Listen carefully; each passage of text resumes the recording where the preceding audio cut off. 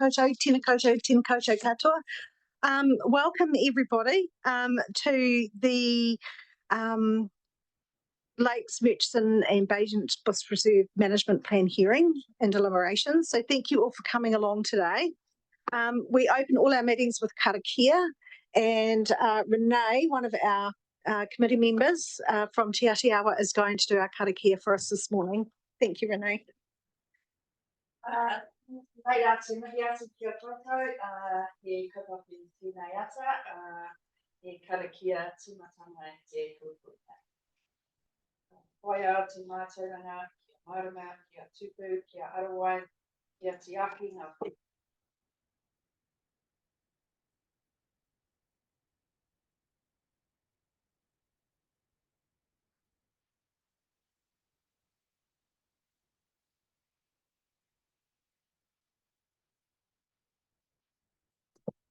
Thank you for that, Renee. Just some quick housekeeping. Welcome to everybody, including those on Zoom. To let you know, the meeting is being recorded and will be available on the Council's YouTube channel. Could you all please use your microphones when you're speaking, because it enables those on Zoom and for the recording to be able to hear what you're saying. And please mute your microphones when you're not speaking, because it can interfere with the rest of it. If the Zoom attendees could turn off your camera and microphone during the breaks, that would be appreciated. We have an exit here, and the wharepaku or toilets are just out into the lobby there. There may be media present. I can't see them online at the moment, but just so that you're aware that they could be filming part of this meeting. And that if you need any hearing assistance, there's hardware available in just beside you there. It's a bit of a spaghetti factory next to the where you're all sitting. So thank you all for coming along today. We apologise for the postponement for last week, but we felt that it was really important that those of you in the community that were planning on travelling up were actually home last week. And apologies also for those that may have turned up for the Waimea River Park hearings. They were originally on today, and they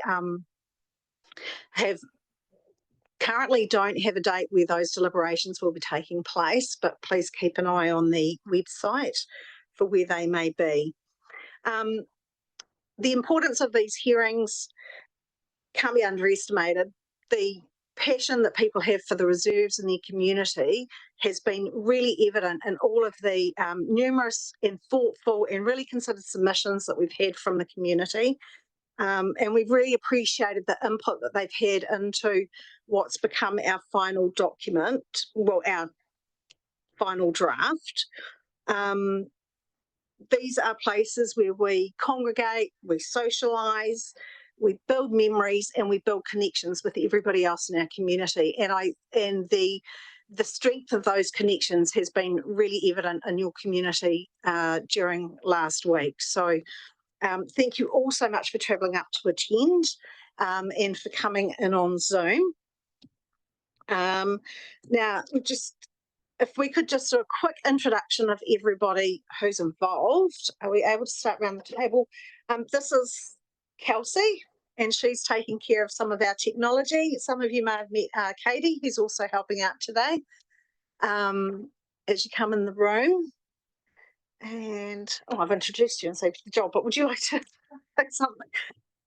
Senior Governance Advisor. So I'm Jo Ellis. I am the Richmond Ward Councillor, and I'll be chairing today's hearing. Stuart Bryant, Deputy Mayor, Lakes Murchison Ward Councillor. Good morning, Christine McKenzie, Murchie Waimea Ward Councillor. Morena koutou, thanks for the karakia.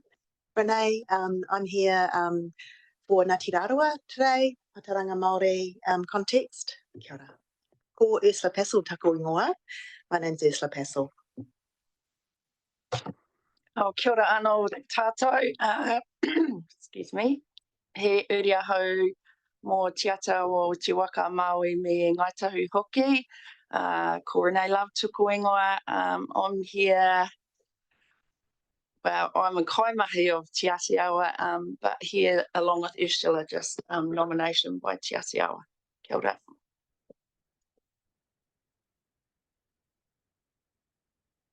Kia ora koutou, ko Anna Geraghty toko ingoa. I'm a Senior Policy Advisor here at Council, drafting these reserve management plans. Kia ora. Grant Reburn, Reserves and Facilities Manager.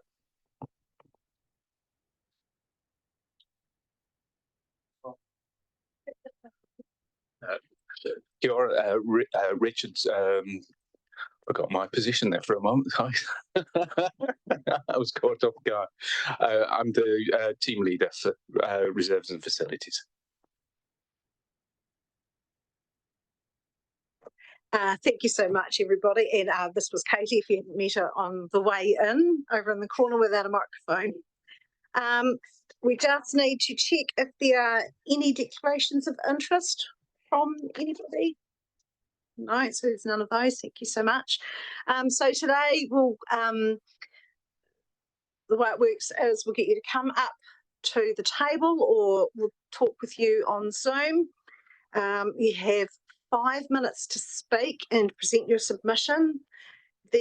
Kelsey is going to be running a timer for us. She will do a bell at 4 minutes and then at 5. So to give you a warning so you can start wrapping up, and 5 minutes to show that your time is up. We have a bit of movement with timing today, so we should be pretty relaxed about it. If you've got any questions, please don't hesitate to ask, or if there's anything we can help you with, please just let us know. So we are going to start on Zoom this morning, and we have Paula Donaldson and her family. If you'd like to start now, Paula, thank you for coming in today. Thank you very much. Good morning, everybody. Thanks for allowing me to speak regarding the community hub in Tapawera. We moved to Tapawera less than a year ago, and we have really loved the community vibe that we have experienced here. As relative newcomers to Tapawera, it has become clear to us that Tapawera has a strategic location in regards to other small towns around the region. Tapawera has the only petrol station in a radius of more than 30 kilometers. It also has a nearby cafe, a convenience store, and a second-hand shop that serves not only the 300 inhabitants of Tapawera, but that has potential to serve the people living in the areas of Motueka Valley, including Ngatimoti, Dovedale, Apamutri, the Wakefield Kohatu area, Korere, Motupiko, Glen Hope, and beyond. We believe Tapawera can be an important hub to serve the wider community of the areas mentioned above. The other smaller settlements don't have many or any facilities, and so they travel to Tapawera and past Tapawera. But how can we help the community get more organized and service the wider community around it without the necessary facilities to do so? Having a hub with a big indoor space, several rooms, kitchen facilities would allow the different population strata access to several services that they are not getting at the moment. We need a safe, dry, and warm space to come together as a community for different events. There is a youth group organized by the locals, and they normally need to travel more than 30 kilometers to take part in activities, since there isn't an appropriate centre here. Also, the rural mums group doesn't have a set place to meet and depends on the weather and on the precarious conditions of the nearby buildings to meet. Some of the older buildings in the area are too cold to use in winter, too expensive to run, and haven't been maintained for a long time. On the other hand, also the elderly don't have a set accessible, safe and warm place to meet. We just don't have an appropriate building at the moment that could be used for a number of reasons, including an emergency situation as we just experienced before last week. New facilities could mean that children and the youth of the adjacent areas would have a new hub to meet and build a stronger community without the need of extensive commuting. I just want to finish my presentation mentioning how many people live in the surrounding areas according to Land Information New Zealand. There are more than 250 people living in the Belgrove Kohatu area, over 150 people living in the Motupico Korere area, and over 400 people living throughout the Motueka Valley, not to mention Tadmor Valley, Tui, Glen Hope, Golden Downs, and many other small towns and settlements that already commute to Tapawera but do not have access to wider services unless they go further away into Motueka or Richmond. These figures bring the estimated amount of people served by the Tapawera Community Hub to more than 1,000 people, including our local residents. So I just wanted to say, please, councillors and Tasman District Council, help this dream come true. The hub will allow us to build a stronger community, not just in Tapawera, but in the surrounding areas. And I'm just going to say what you mentioned, ma'am, that coming together, building memories and building community is really important. And that's what we think the hub would do for us. Thank you so much for listening. Thank you so much, Paula. Did anyone have any questions that you'd like to ask? I do, if I may, Madam Chair. So, Paula, thank you for your submission. Just wondered if you had a preferred location in light of recent events. That's a really good question. Thank you for that. I think I had voted for the area behind the convenience store. It kind of looks a little bit elevated where the bike track is, but because of the last events, I'm not completely sure. I'm not exactly sure what happened to that area in the last event. So that's something that obviously needs to be a safe, secure space for everybody. Yes. That site wasn't flooded at all. Yeah, I thought so. Yes, I thought so. But that's where I voted. I think it's just close enough to the main road, but not too close. And it has a few facilities around and also the playground. So I thought that would be a good community space. Thank you. Any others? Okay, thank you so much for your submission, Paula. We appreciate you taking the time to speak to us today. Thank you. Mr. Frost, are you ready to go?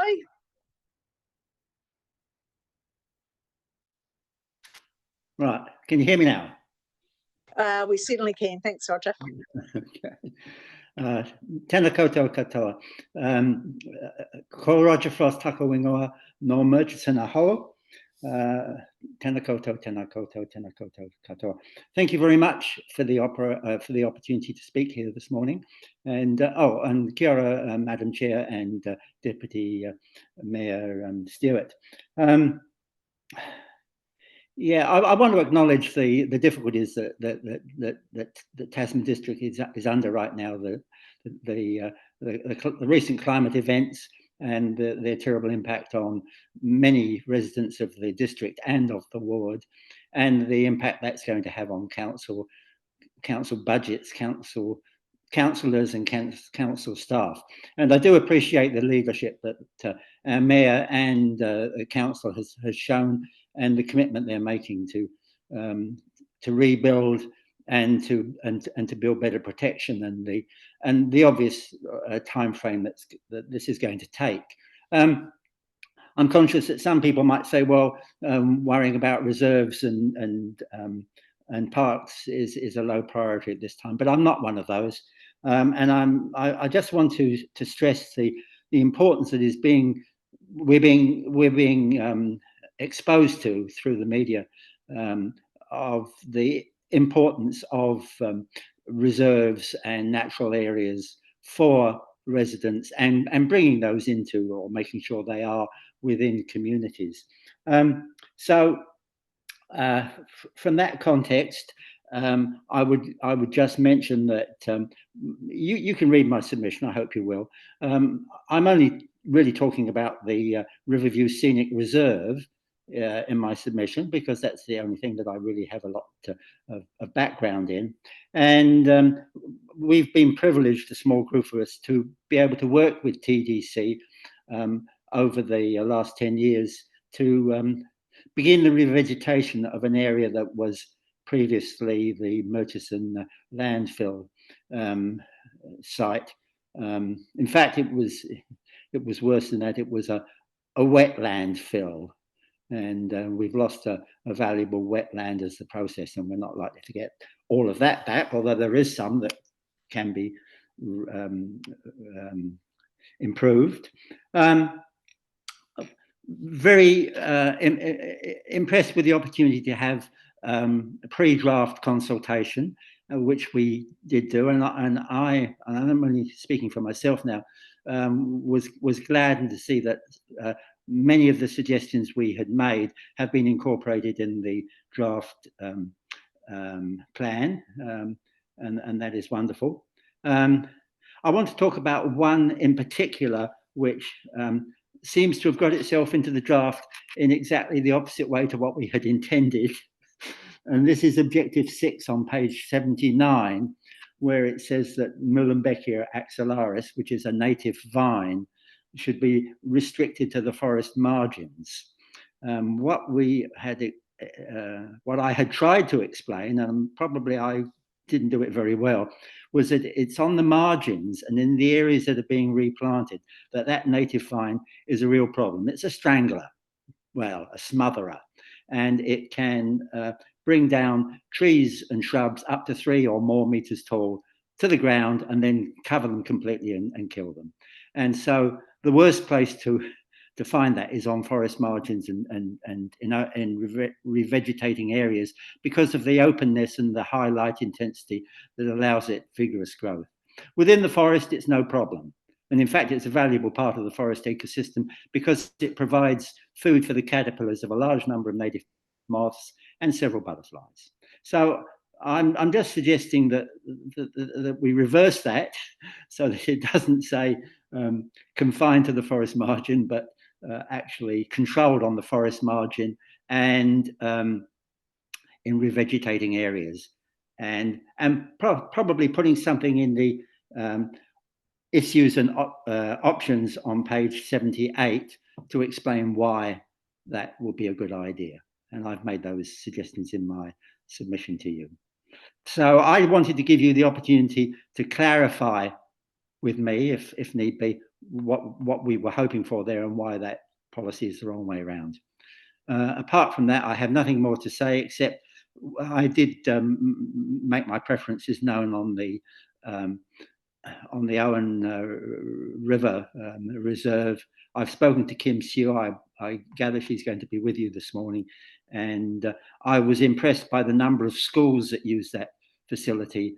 And I think it is a valuable resource for TDC and ought to be maintained as much as possible under current arrangements. And number 5, Hampden Street, which I think is a charming building architecturally. I would hate to see that lost. And who knows, there may be uses for it in the future. If council is able to keep finding tenants for that, I would say hang on to it. Like I would have said to Lynn's, if I'd really known 15 or 20 years ago, hang on to the railway reserve. It might provide a useful cycle track, but of course they didn't think of that.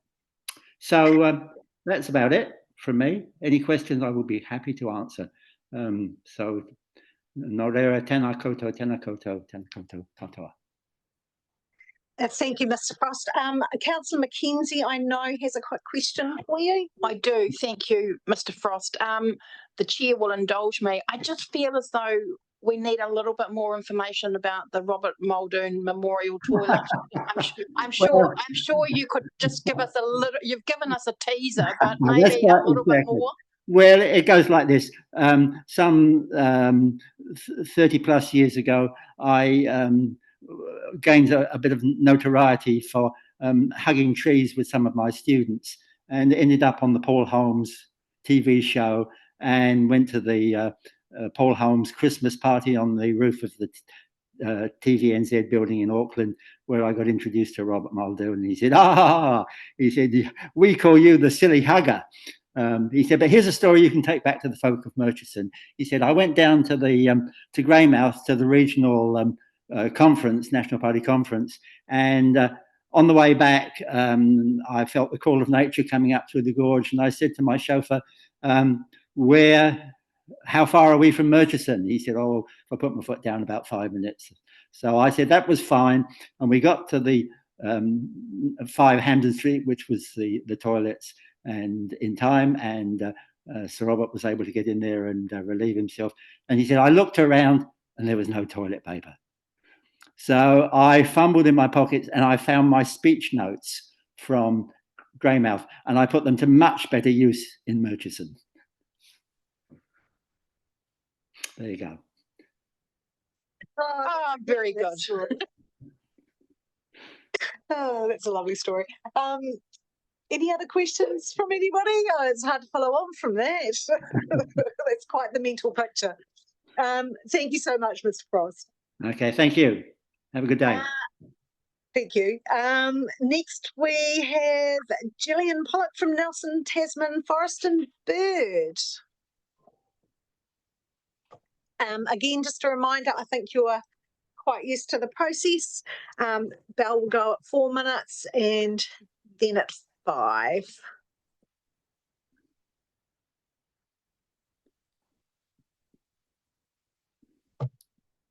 Oh, thank you. The council has already done some very good planting at Baychurch Reserve, but we do ask that this is extended. There are some very large green grassy areas which are not habitat. The old bush needs as much protection as possible, so we do ask that the planting is widened, and also that some tall trees are planted in amongst the smaller trees, so that there's a succession of larger trees that will be there in many hundreds of years. We would like to see cyclists not biking through the middle track, as it's shown on the plan. We can't see any point in cyclists whizzing through when actually it would be better to walk through and really take a look at what's there. So we ask that the Great Taste Trail remains the main cycle track, and the track through the centre is a walking track. We couldn't quite see why the walkers were shoved to the outside. It didn't quite make sense. So, and a walking track can be a lot narrower than a cycle track. And we do ask that the walking track through the middle is kept reasonably narrow so that there's a canopy forming overhead, which will keep the weeds out. And talking of weeds, I fully endorse what Roger Frost said about the Muhlenbeckia, that particular one. We pull it out, cut it down whenever we see it, because it really does kill all the surrounding trees. And most of the areas we plant around here are marginal because they're new, and so the Muhlenbeckia just takes off. It's a real menace. And I think that's about all I wanted to say. Or dogs. Dogs should not be running through the bush. They must be on a lead.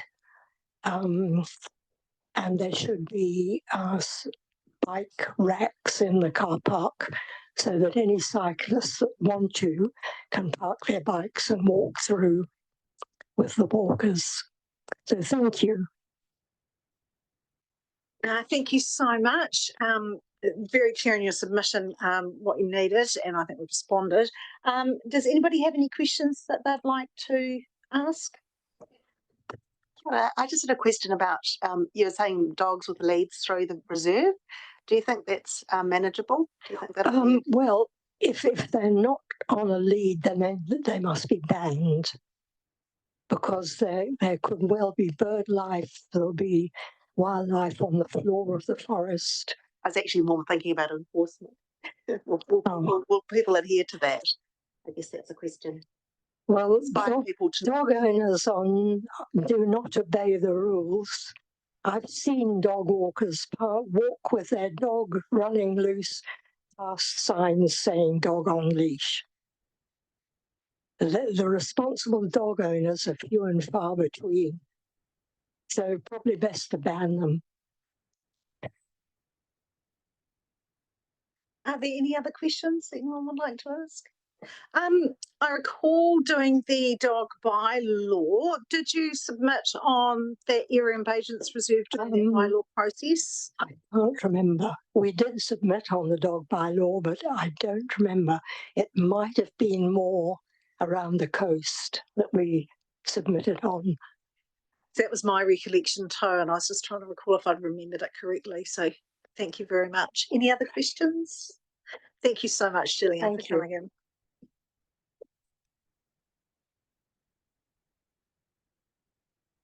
Next up, we have Mr. Bagent, and oh yeah, I'm Bagent Family. Thank you so much.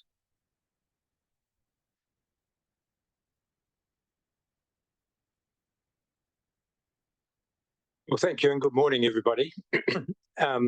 First of all, I'd like to say thank you to Council for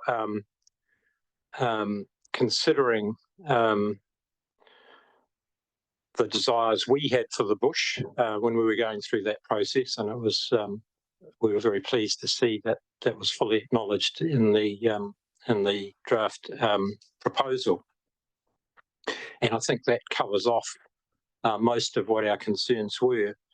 But there's just three things we want to add today that are in our submission anyway and reinforce, and I guess you just heard that to some extent from the previous speakers. Dogs, bikes and seats were three things that we felt would enhance the enjoyment of the bush, and from our experience over many generations, the way families have enjoyed it in the past, those three things need to be taken account of. Dogs, we agree that they should be at least on a leash. There is an area out front if there needs to be compromise, and we appreciate how important dogs are to people these days and the need for spaces to run, but there is a wider space out front near Pigeon Valley, which if exercise was needed or an exercise space, that would be where we think it should be, but through the rest of the bush, they should be on a leash. I must admit we must have missed the discussions that were on dog control in the bush originally. I was surprised to see that that had gone through as it was, but that might have been our fault for missing that. Again, with bikes, and just from observation, my sister Mary, who's here today, lives alongside the reserve and sees what goes on. There has been issues with dogs fighting, etc., in the bush already, not on leashes and so on, and that leads to confrontation between owners of dogs as well, which of course is undesirable. But it disturbs the bird life. It disturbs the enjoyment that individuals have simply going through and enjoying nature and the tranquility of the place. Bikes similar. We don't see a need for bringing the cycle track through the bush. There is some experience around the margin of the bush with the current cycle track. And I must admit, when I'm on the track as a walker, on the cycle track as a walker, you are looking behind you back pretty regularly around narrow parts of the track to see if something's coming rushing down. Bikes are very quiet these days, not even puffing for most of the people with the electric bikes. So that would be highly undesirable, we believe, through the bush, and also would create a situation where kids would potentially use it as a theme park. I can see as a kid, we did ride in the bush a little bit as kids, and you wouldn't want large numbers out there and making tracks and things. But there would be challenges around the circuit that would be created, etc., etc. So we would strongly advise not having bikes in the park. We felt that central area of the bush, which from a family perspective over the generations has been widely used for picnicking and so on, would benefit from having some seating or picnic area. And in our submission, we suggested that may be a solution to that. Could be for families to be invited to donate seats and a few seats in memory of family members, And we would certainly like to do that as a family in memory of Noel and Joyce, our parents. And we know of at least one other family that would like to do that in recognition of their forebears that had such enjoyment in the bush. So those are the suggestions from us. But again, thank you, and thank you for all the work that Council has done so far for the team. The workers out the back and the leaders out the front. It's shaped up well. It has suffered a little bit from the floods, but it's been through many, many generations of floods and survived. So, and again, it has this time, and indeed, I guess, created a certain amount of protection from being there. So thank you. That's all we have to say. Any questions? Thank you, Mr. Baton. And we can't underestimate what a treasure that piece of land has been to the entire community. So thank you to your family for their vision and their foresight investing that. Does anybody have any questions that they would like to ask? Councillor? Madam Chair, thank you. Paul, for you, Paul, so I'm just unclear, are you saying that you would want dogs on leashes only, or no dogs at all now? Desirably dogs on leashes, but we appreciate it's a democracy. There are compromises to be made. If there needed to be anywhere where they weren't on leash, then that area out front would be, it should be restricted to that. And preferably dogs not allowed to enter the bush walking tracks that are proposed, because they just disturb bird life and so on, which is the reason for going through there. But desirably on leashes in total, but certainly for the main part of the bush other than out in that front area. Oh, and of course, I didn't mention our bike racks would be highly desirable. I think people coming down the cycleway, they see it, they can pop off and go and have a walk and enjoy if they wish. Any other questions? Okay, that's it. Thank you so much for coming in today. We really appreciate it. Next up, we have Mrs. Leedon from Tapawera Connect. Again, it's the bell at 4 minutes and another bell at 5 to show that your time's up. And thank you so much for coming in today. Thank you, and thank you for having me here and for making this time at a really busy time for you guys. And I want to express the thanks for TDC and the support of our community over the last week or so in what's been a really challenging time, and we understand that there's a lot of work going on around. So thank you for this time. I'll quickly go over what I had submitted, and I have added an addendum in light of the last week or so. I'm actively involved with Tapawera Connect in trying to facilitate events and regular weekly activities for the wellbeing of the seniors in our community. I've been working in this role for approximately 3 years. Due to the limitations of a suitable building that might currently exist in the Tapawera village, I'm extremely limited in what I can host.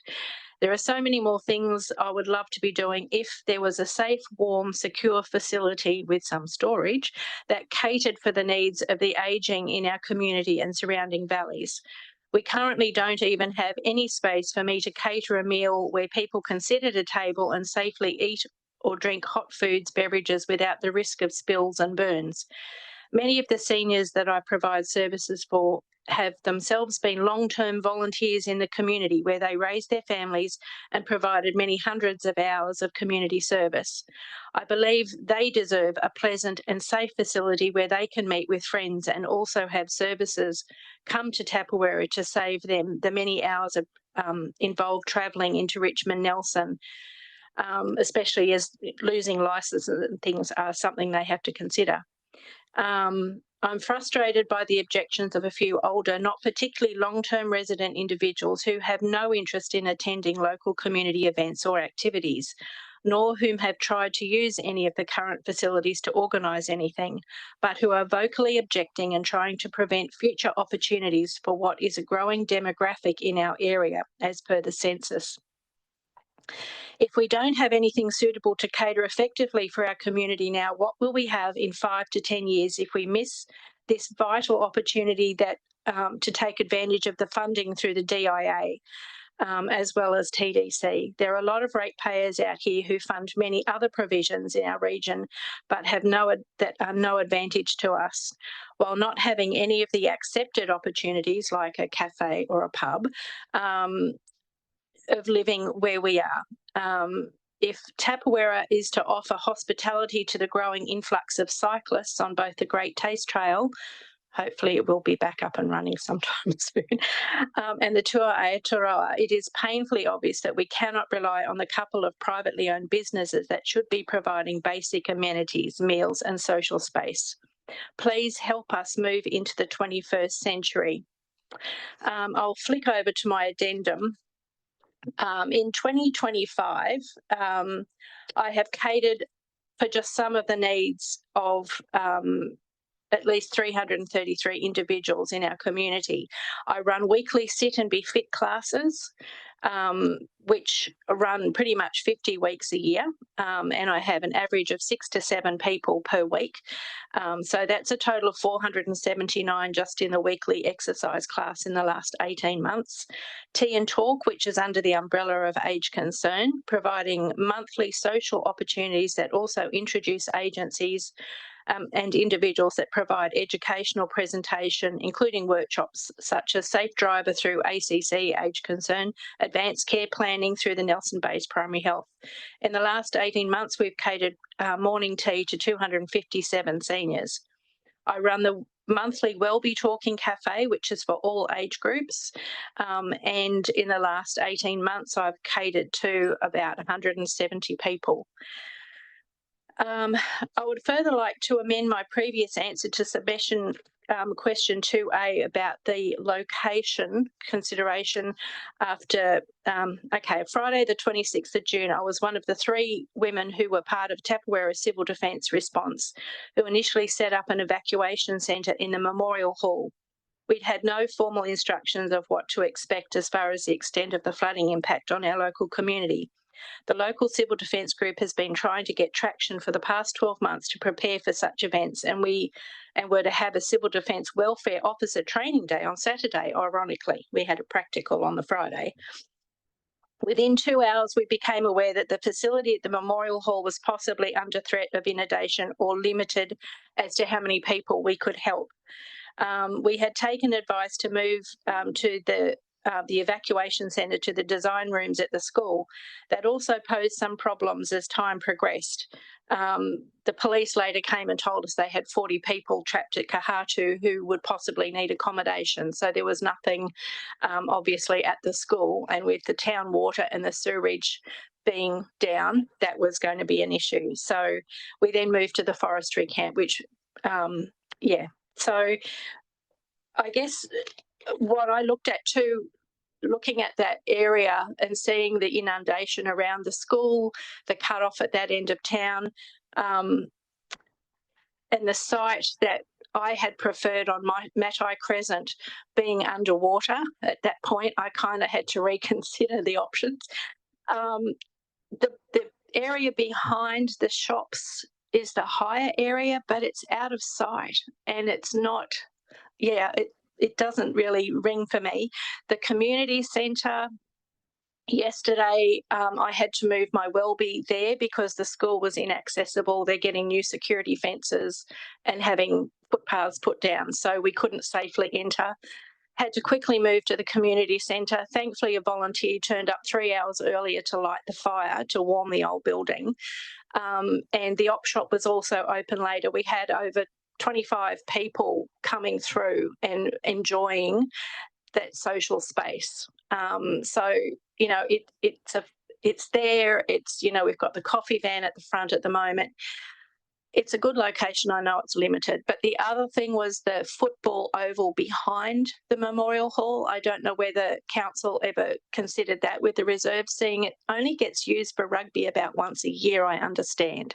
So it's a good piece of land facing the main road, adjacent to the school, adjacent to the play centre. Whether that could be somehow extended, incorporated. It's just I guess the build up and runoff, all that has to be considered with building, but it's just an underutilised piece of land, good land that could have access and maybe include the rugby clubs, you know, that with their building desires as well. I'd still love to see, as a community, we work together for the one fundraising, for the one building, ideally. Thank you. Thank you. Does anybody have any questions that they'd like to ask or any clarification? Just one quick one. You talked about the limitations of the current community centre. Even for people that are just working there alone, I understand that can be quite challenging. Yeah, the difficulty is, okay, we have no running hot water. So, yeah, we've got to take well, I had to find an urn and take an urn down there. No storage. It is really cold. It is cockroach ridden. The odd mouse. The musty smell in there.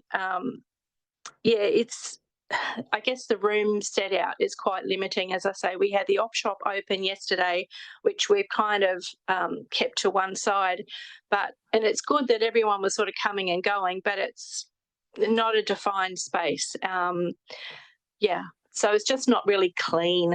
I'd like clean, safe, warm, you know, insulated building, especially for seniors, for safety, accessing toilets and that kind of thing. Thank you.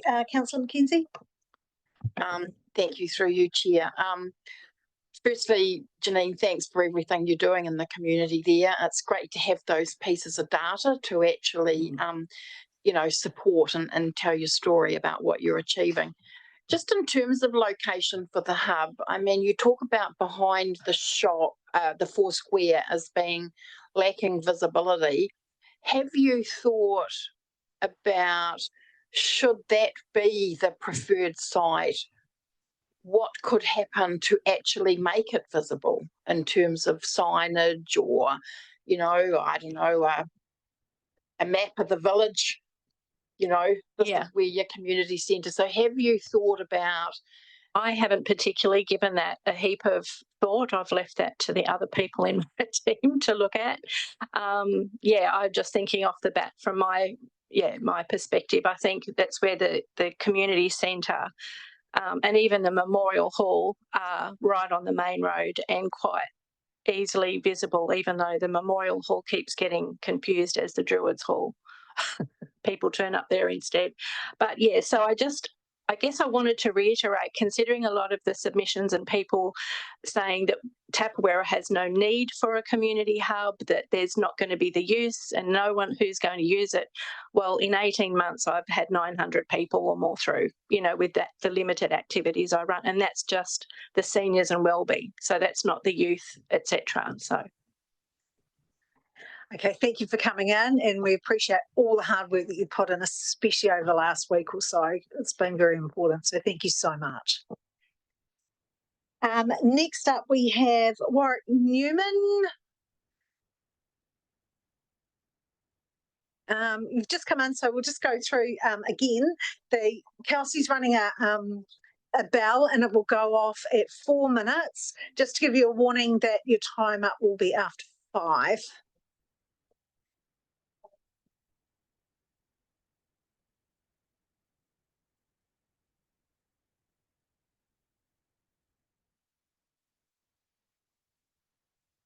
Yep. All right. Well, good morning. My name's Warwick Newman, and I guess because I'm a relative of the person who gifted the land to the community, Len Newman was my father's uncle, and I have inherited the responsibility to ensure that his gifting and purpose was upheld, and that is why I have an interest in what might become of the reserve, because as originally it was gifted to the community for the purpose of sport and recreation and freedom of access.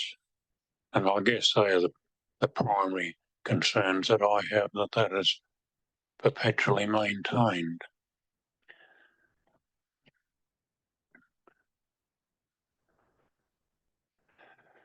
As far as amenities there, personally, I would like to see it kept reasonably simple and low cost. And that is one of the big things that we're losing in New Zealand, is low cost access to places where families can go, camp, or recreate.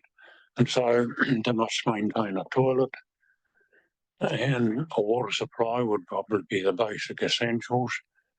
As far as hot showers go, it's possibly, if you're looking at cost cutting, an unnecessary cost, really. The trees, I think that the trees that are there actually afford shelter, shade, and I would be ashamed to see those actually taken out. But one of the things that might be prudent to do is some signage to people camping that they actually don't camp under big trees in case there's any branch fall and the likes. Some people are unaware of that sort of thing. Grazing with sheep is certainly a help in maintaining the grass, but it probably needs to be controlled and pulse grazing. The generations before me related to me that the Owen didn't used to have many sandflies down on that reserve until the time when a drover came through with a mob of sheep and locked them on there for about 3 weeks. And ever since then, it's quite a big population of sandflies. And just in my experience in the Department of Conservation, the worst sandflies infections or infestations are always around huts where there's from time to time, there was a blood source. And so you've got a big breeding population. So that would be my reason why there shouldn't be sheep on it all the time.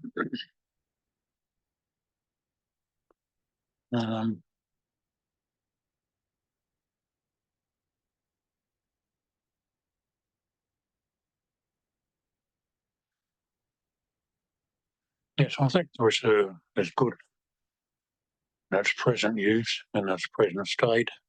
And my hope is that it can be maintained as such, that it is an affordable space for ordinary people to be able to go without it being overdeveloped. The one thing that may be an asset on to spend some money would be a cattle stop instead of a gate on its entrance. But apart from that, I just looked at the submission from the hotel owners, and I think they cover pretty much everything. That's pretty much all I've got to say. Thank you. Thank you so much for coming in today. Did anybody have any questions to clarify? Oh, Councillor Bryant. Thank you, Madam Chair. So, Warwick, obviously you've got a long emotional attachment to this area. So just, and I certainly think we get the tenor. Are you hearing me all right? I'll just turn up the more. Yeah. Absolutely. We get the tenor of your submission, but have you got any suggestions, minor improvements, maybe improvements to the toilets or any other things like that would encourage more people to use it? Well, I think if you've actually got clean and usable toilets is the basic thing, but one of the things come to mind is maybe the Motor Caravan Association might be interested in using it. They pay their way, but it would need to be just a nominal cost. And also a number of them actually donate an input of labour or assistance where they can actually help in places. I know that's good. Thank you. Thank you, Madam Chair. Thank you. Is there any others? Thank you so much for coming in today.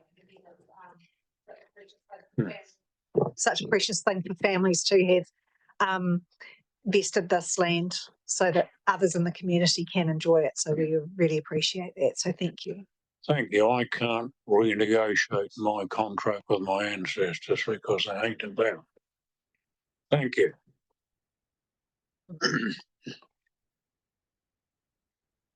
Next, we have Kim Siu. Is that the correct pronunciation? Thank you. Welcome in today.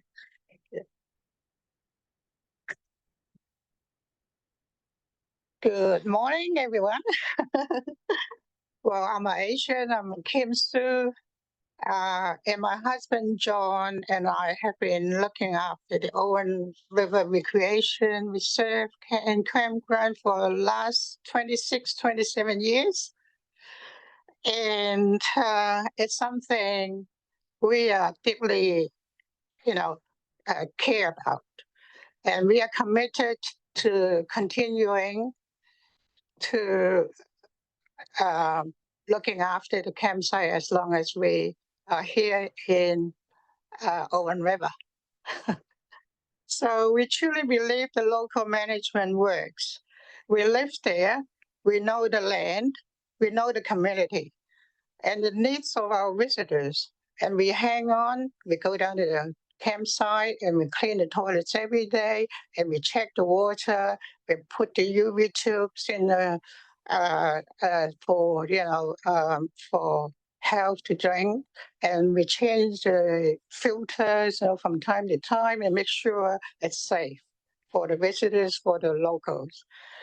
And it's a welcoming place, and we achieved that with the limited funding from, simply we want to be there and present and committed.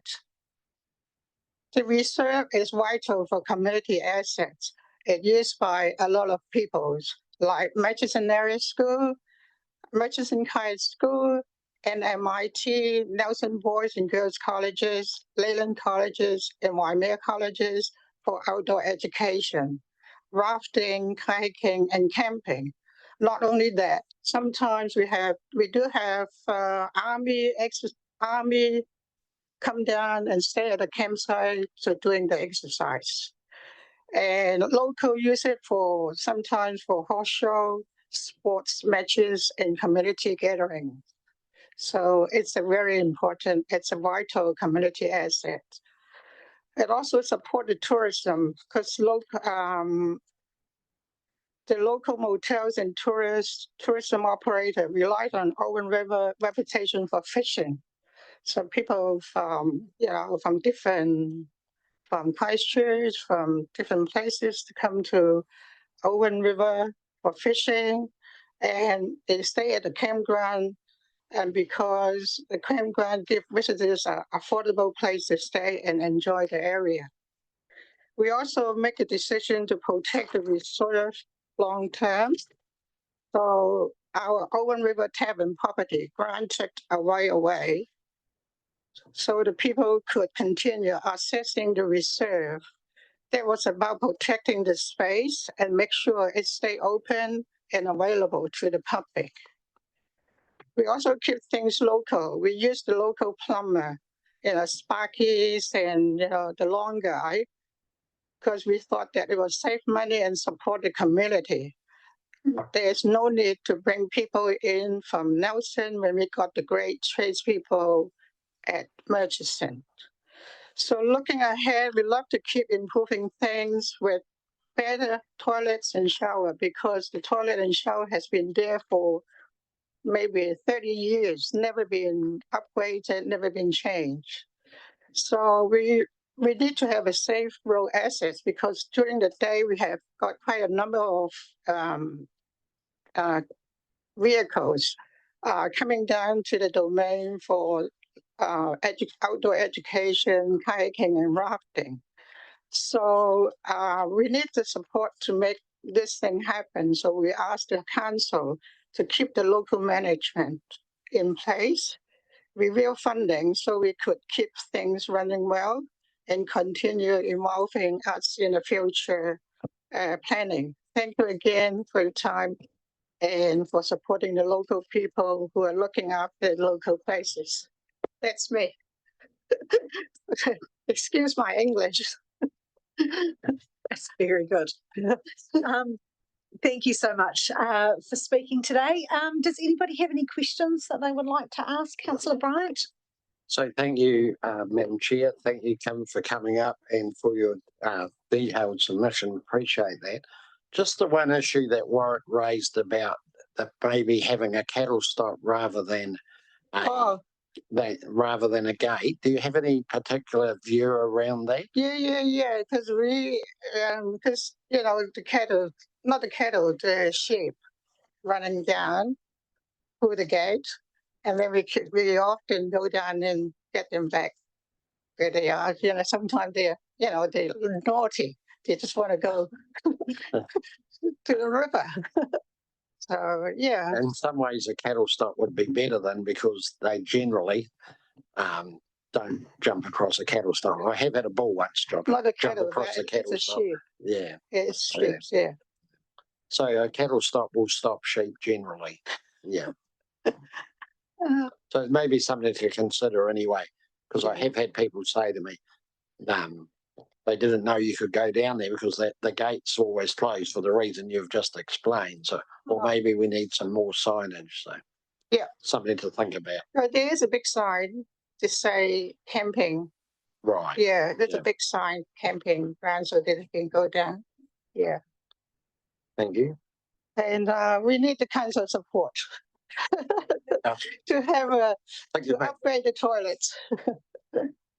Through Madam Chair, just lovely to hear the long-term commitment of the community. Yeah, long-term commitment to look after this, and it's really heartening. It's really heartening to have that. To hear that desire to look after it and keep it going. Kia ora. Okay. And can I just check, what were you considering selling the hotel at some point, or is that still the plan? What? My understanding was, I thought I saw something in the newspaper about the hotel being put on the market. Is that, have I missed something there? Everything's for sale if the price is right. So that's an interesting great attitude. That's why, people were offering, and we said, nah. So we're still there. Okay. Oh, that's great. So we really love the area. We love it. We know the people. We know the land. We know what the visitor needs. They need a place to stay. They need some water to drink. They want to dump the rubbish, And I'm kind of like a information center of Owen River. Yeah. So yeah, I love it. I love it there. Oh, that's wonderful. Beautiful place. Yeah. That's wonderful. Thank you so much for coming up today. Thank you. Here with me, somebody who's wanting to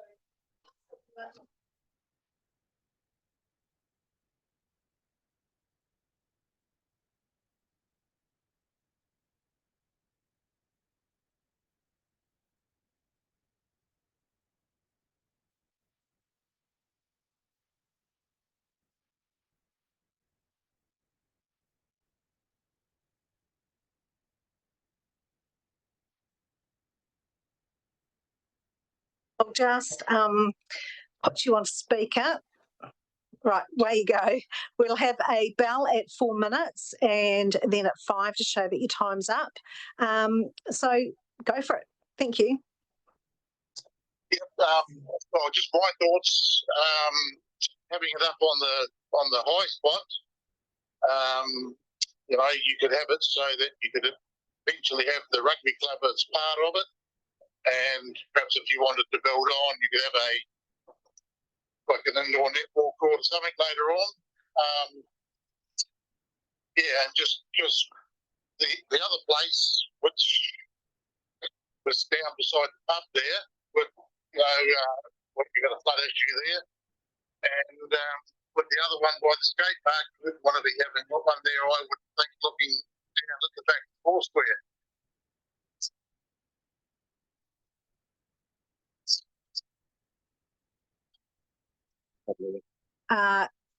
Is that it? Hang on. Yep. Have you, is that all you wanted to say? Yeah, well, I think up on the top there, high and dry, you're visible from the road.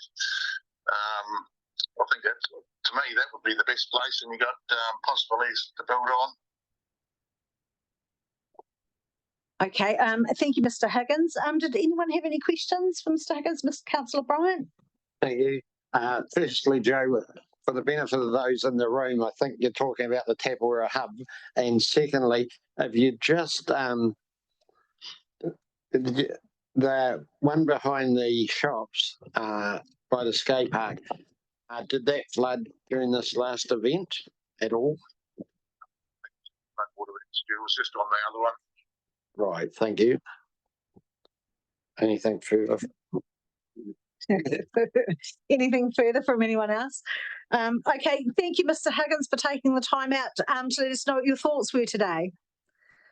Thank you. Thank you. Bye-bye.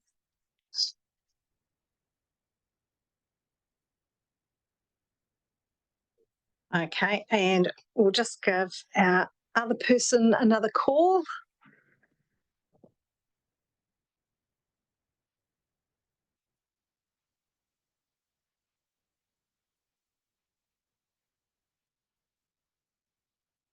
We are ready to hear your submission. Are you able to make a start? We have a bell going at 4 minutes. Just to warn you that the 5 minutes is nearly up. I think the 5 minutes nearly up. Don't we know yet? Pardon? How do you mean the 5 minutes up? Oh, we allow 5 minutes for you to make your submission. Well, 5 minutes. Have we got 5 minutes then? Yep, you have. Right, okay, cool.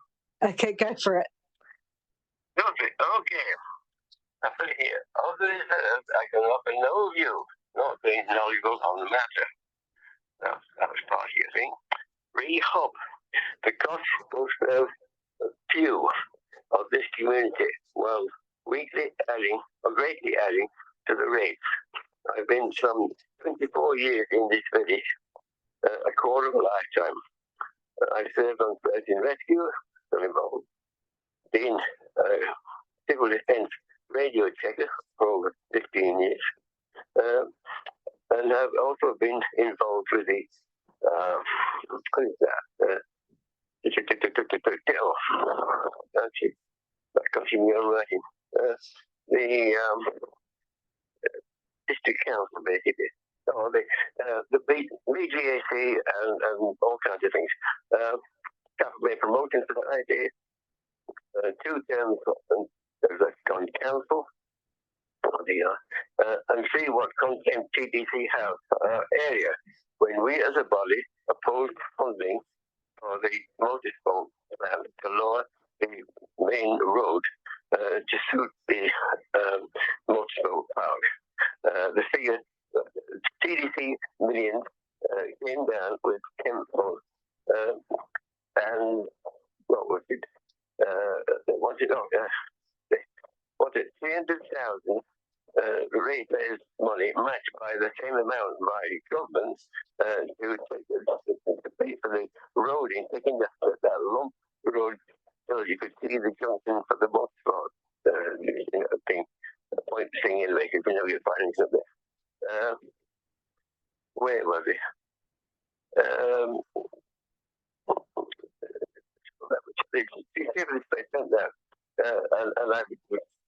I told him on that occasion what I thought of him. But it was just the fact that freedom to know you're having it, not bugger off. It doesn't fit well with me at all.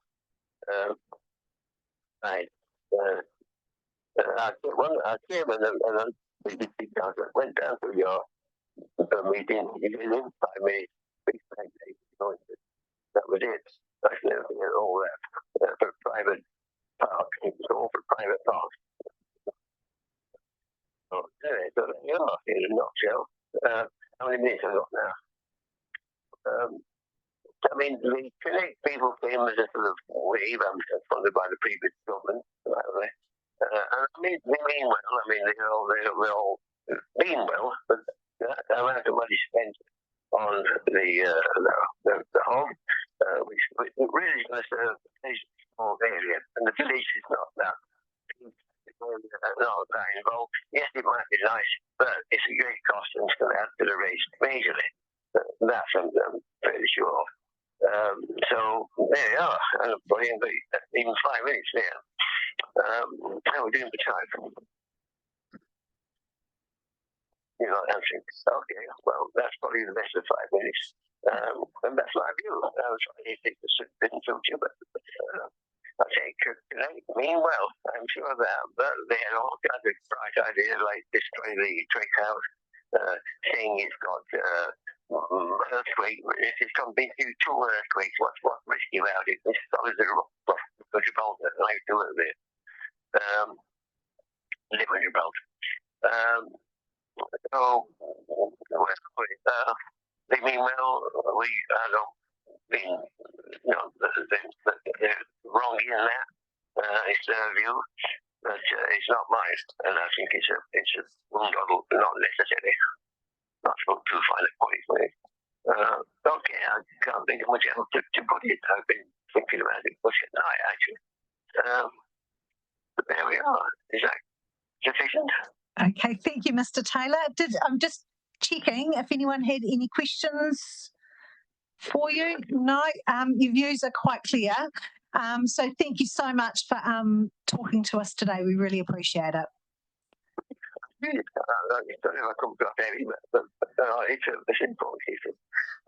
Okay, thank you. Bye-bye. Thank you. Bye.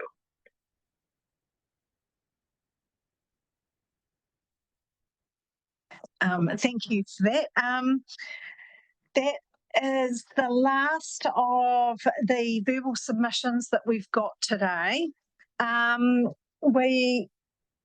may have missed in the schedule and jumped ahead earlier this morning and didn't give Anna a chance to speak to her report earlier, and we haven't put through the resolutions that were on the agenda. So I'd like to move from the chair that we received the submissions on the hearing of the draft Lakes Murchison Ward Reserve Management Plan, and that we receive and consider all submission on the draft Lakes Murchison Ward, and that we accept and consider the latest submission from Catherine Drewer received at 8 p.m. on the 20th of June 2025. Would anyone like to second that? Madam Chair. Thank you, Councillor Bryant. All those in favour? Aye. None against, so that motion is passed. Thank you everybody for coming in to speak today. I appreciate some of you had to travel quite a while and are doing quite a bit of work at home, whether it's on your own properties or supporting other people. So thank you for coming in. We are going to take a break for approximately 15 minutes. And then we're going to come back and hear from staff with their report, and then we'll do the deliberations. You're welcome to stay if you would like to listen in on that, or you'll be able to watch it later online. It's entirely up to you. I think that is it. So if we'd just like to move into adjournment, and we'll be back at 5:02. Thank you, everybody.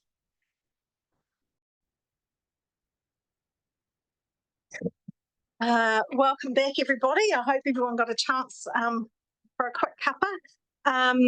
We're now moving into the deliberation stage, and we're going to start with Anna speaking to the report that she's put out, the work that we've done. Anna, if you want to address anything that's raised in the submissions that have come up, that's fine. Would you, I think some questions from the panel, which we'll deal with after that report, if everybody's okay with that. Thank you so much for the work that you've done on this, both of you and the reserves team, your team, Grant. it's been a very comprehensive report, and I personally have found the response to all the submissions and way that they've been worked into it very comprehensive and very well done. So I appreciate that work that you've done on this. But now's your time. Thanks, Anna. Kia ora, thank you, Madam Chair. So I guess I'm taking the report as read, and I thought maybe we should just have a quick look at what the resolutions say up here, so that you know what you're doing. Basically, we summarised them into just 6 short resolutions, and then resolutions 2 and 4 refer to the more detailed resolutions that are probably where we're, as a panel, you might be wanting to make tweaks to our suggested wording. So firstly, you're just receiving this report on both the Lakes Murchison and Bajans Bush Reserve Management Plan drafts. And then in response to the matters raised in the submissions received, so that's all submissions received, including the ones you've heard about from the speakers today, notes the points and requests staff to amend the Lakes Murchison Draft Management Plan as set out in attachment 2 of the report for the council to consider when making its decision on the final reserve management plan.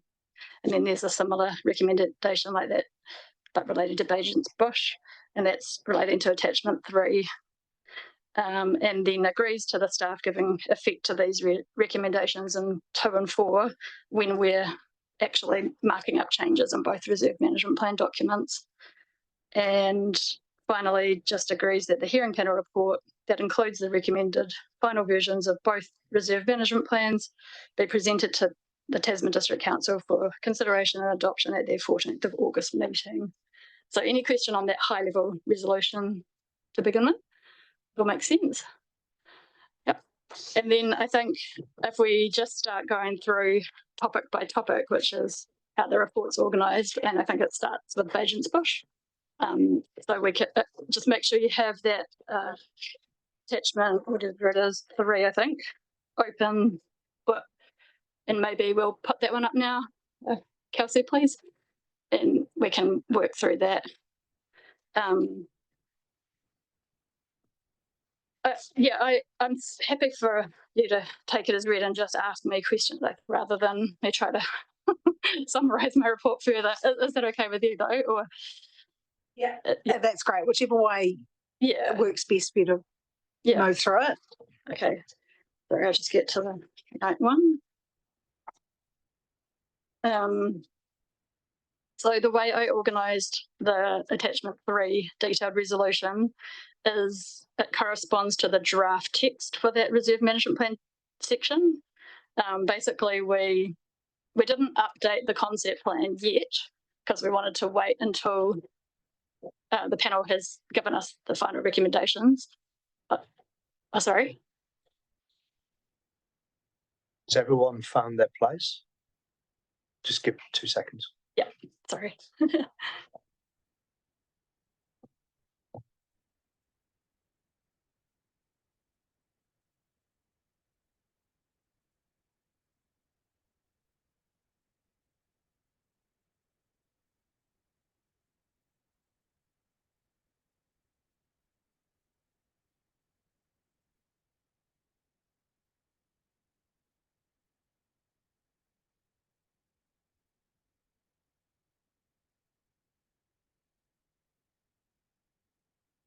Yeah, just let me know when you've all found it.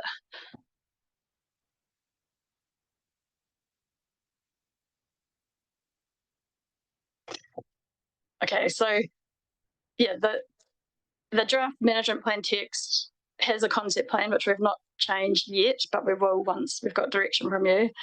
But we have suggested changes to the draft policies in there, and I've listed them in numerical order, essentially. But apologies if in the summary document where we talk about things, it's kind of a little bit mixed up in the order, but I thought for the actual resolution, if it just followed the numerical policy order, that would make more sense.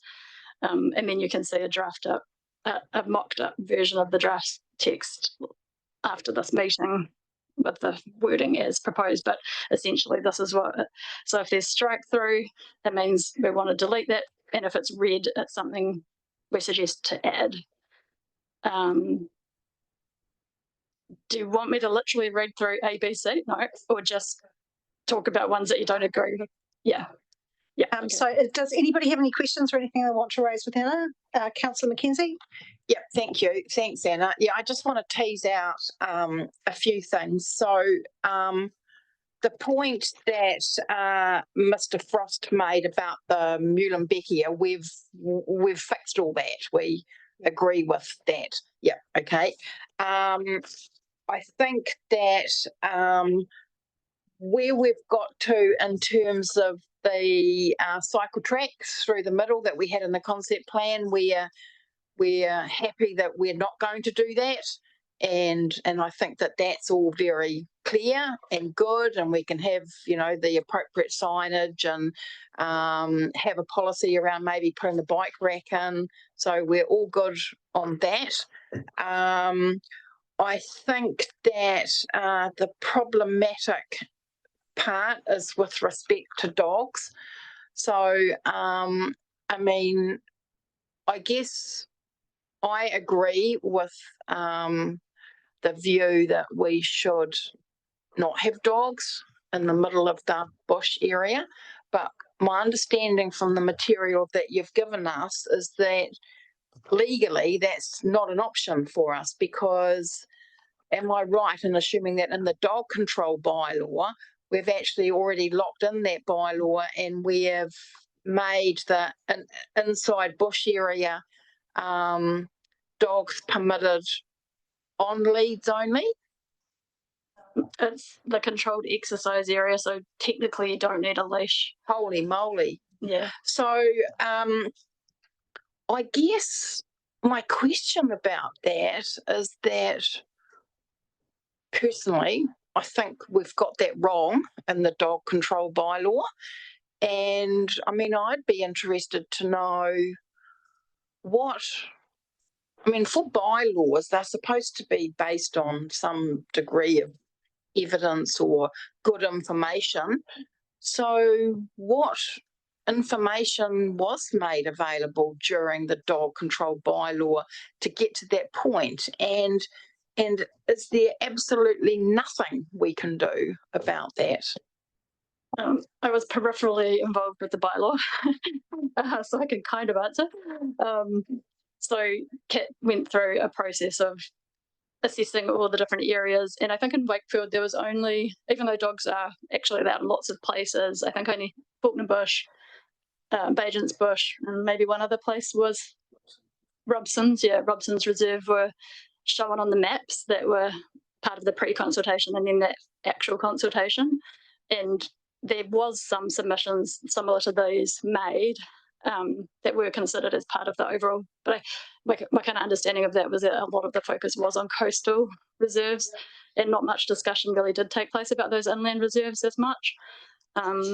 So what I've recommended here for this policy is that we include detailed zone as part of the next review of the dog control bylaw, which happens within 5 years from now, whereas this plan lasts for another 10 years, that we recommend they consider amending the current designation by reducing the areas covered by the controlled dogs exercise areas to be limited to that grassed area by the road and the car park, and that it's leash control for the remainder in order to, you know, achieve those outcomes. And I don't actually really know, maybe you could put in signs encouraging people to go on lead through the bush, but I don't know how enforceable it is. I don't know, maybe the team wants to I don't know if it's worth doing that or not, considering what the bylaw says. I think enforcement's always difficult. It's not something we in reserves facilities can do or police well. So I think it's about signage and the better nature of the good dog walkers out there. So yeah, the open area and the field area would be perfect. Maybe we can put some signage on track entrances as people enter the bush. Please put your dog on a lead, and we can request it rather than demand it, maybe. Yeah. If I could, Chair, so, well, can we, I mean, can we amend the dog control bylaw? That's your other option, I guess. But as I understand it, that's not often done. You know, we struggle to do it every 5 years anyway. But yes, that's another option. You can request that council do consider that an amendment is made. Yeah. So strongly. Can I just make a comment? We can't. Generally, my understanding is amendments we need to go back out for consultation, and we've had discussions about how expensive that exercise is. But Mr. Rudd has just gone to go and get some advice on some way that we may be able to get a workaround, and if there's something that we can do in a much earlier process rather than waiting 5 years for a review. So he's going to come back to us, hopefully relatively soon, and maybe present an option. All right. Madam Chair, just want to congratulate you on the hard work that you've all done, and really impressed with the process and the write-up and the discussions. I think this particular issue relates to the accessibility of, or the way in which the community often respond to different TDC processes or processes. There's so many of them, and so the bylaws often get missed off, and so then you have something like this where these things come to the fore. So I guess it's that highlighting that dilemma that you've gone through a process, but it may not have reflected perhaps the depth of feeling. And then there's the expense of, I don't know what I'm saying. I'm just saying that it appears that the enforcement's not going to be a goer, and that was what I was getting at with dogs. So encouraging and people, I think, is probably the only thing that you can, apart from spending a lot of money. And and perhaps you've got good wording or good history of how you encourage responsible dog behaviour and dog owner behaviour. Don't know. Councillor Mackenzie, did you want to add something to that? Well, I'll just reserve any further discussion on dogs till John gets back. I guess the other question that I was interested in was really, given the events that we've had over the last week or so, and particularly with, the planting that we've done with the school kids over by the river, is there anything that we've learned in terms of water flows that might change our approach with the concept plan? I would say yes. So I'm not sure what the cycleway looks like in that exact area, but it may be, if that's damaged to a point where we should look at moving it inland a little. Then we should do that. We've also got other pinch points where vehicles are going down to the river and mixing with cyclists. So, there was always an option of moving the cycleway over slightly. The school plantings are actually planted in old flood channels, so we would expect some inundation with the planting. So, and there were always difficult areas to mow or maintain. So, 2 steps forward, 1 step back. I'm sure they'll recover. And in the future, any flooding does generally help forest, native forests, podocarps, etc. Yeah. Thank you for that.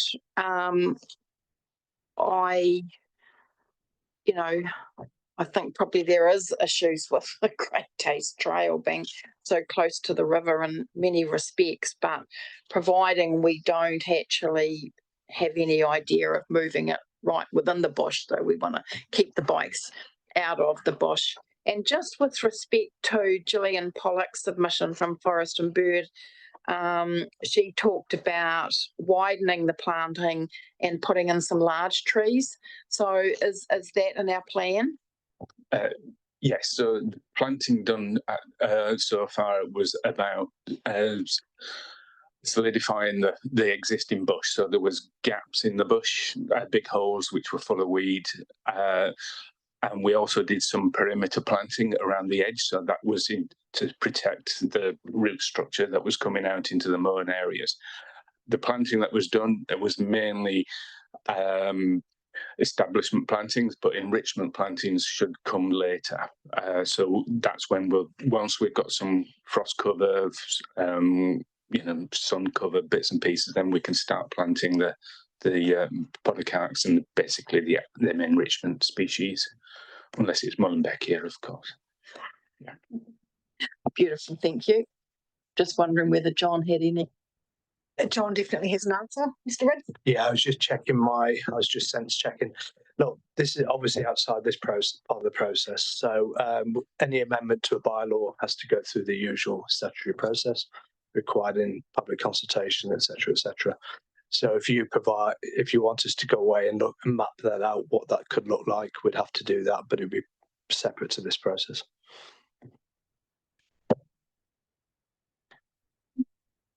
Probably also, I was trying to catch up with Kat or someone upstairs to see if I could get any intel as to if or why it was missed. So I probably need to just close the loop on that as well. So I can come back to you via email and just map out that process and give you a bit of background, if that helps. Councillor Bryan. Yeah, just to follow on from Councillor McKenzie relating, and thank you, John, for finding out that information. Thank you, Madam Chair, for speaking.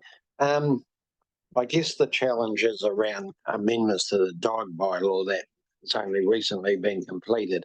We may have to wait a year or so just to see if there's anything else that needs amending, because it's hard to imagine we'd just do it on one item. But if there was a number of items, it would be certainly worth considering with some priority, because there is a bit of an issue in Wakeford with dogs and dog control and dog owners, and it may have well been a mistake making that dog control area initially, because the dog owners have taken to it with enthusiasm is the problem. And I guess they'll know that, so putting a sign up's not going to work, because they'll say, we haven't changed the bylaw. So it's a little, but even, and I know Councillor, even at the children's playground, I see people there with dogs, which is generally accepted as a no dog area, and people have got their dogs. It just frustrates me. But anyway, I don't know how many signs you'd have to put to get some of these people through. And just in relation to the bike racks, I think that would be a good idea if we could do that at the front and discourage people from biking rather than walking. I take it we don't have to have a bylaw to do that. No, so that's an easier fix, because I've been guilty of biking through there myself. And but it is also it is also much better if you can walk it. And yeah, there is the thing about, because everyone has an e-bike, or by and large, they tend to go faster, and quite a number at times been going through there. So I think that's something we should look at. If that's okay. Look, outside the bylaw, I'm sure, and I don't want to put our team on the back foot here, but I'm sure if we could try and get community engagement in this, that, you know, in the absence of a legally binding bylaw, you know, buy into the fact we don't want dogs off leash, and maybe that's something we could look at around an education piece in the interim, maybe. Councillor McKenzie. Maybe just one other thought on it as well. I think it would be really useful to engage with the Bajan brothers and sisters about where we see ourselves landing on this, because, you know, I'm sure they're going to be disappointed. We're constrained in terms of the bylaw. So I think it would be good if, you know, if we could actually have a good conversation with them to work through the dilemma that we find ourselves in.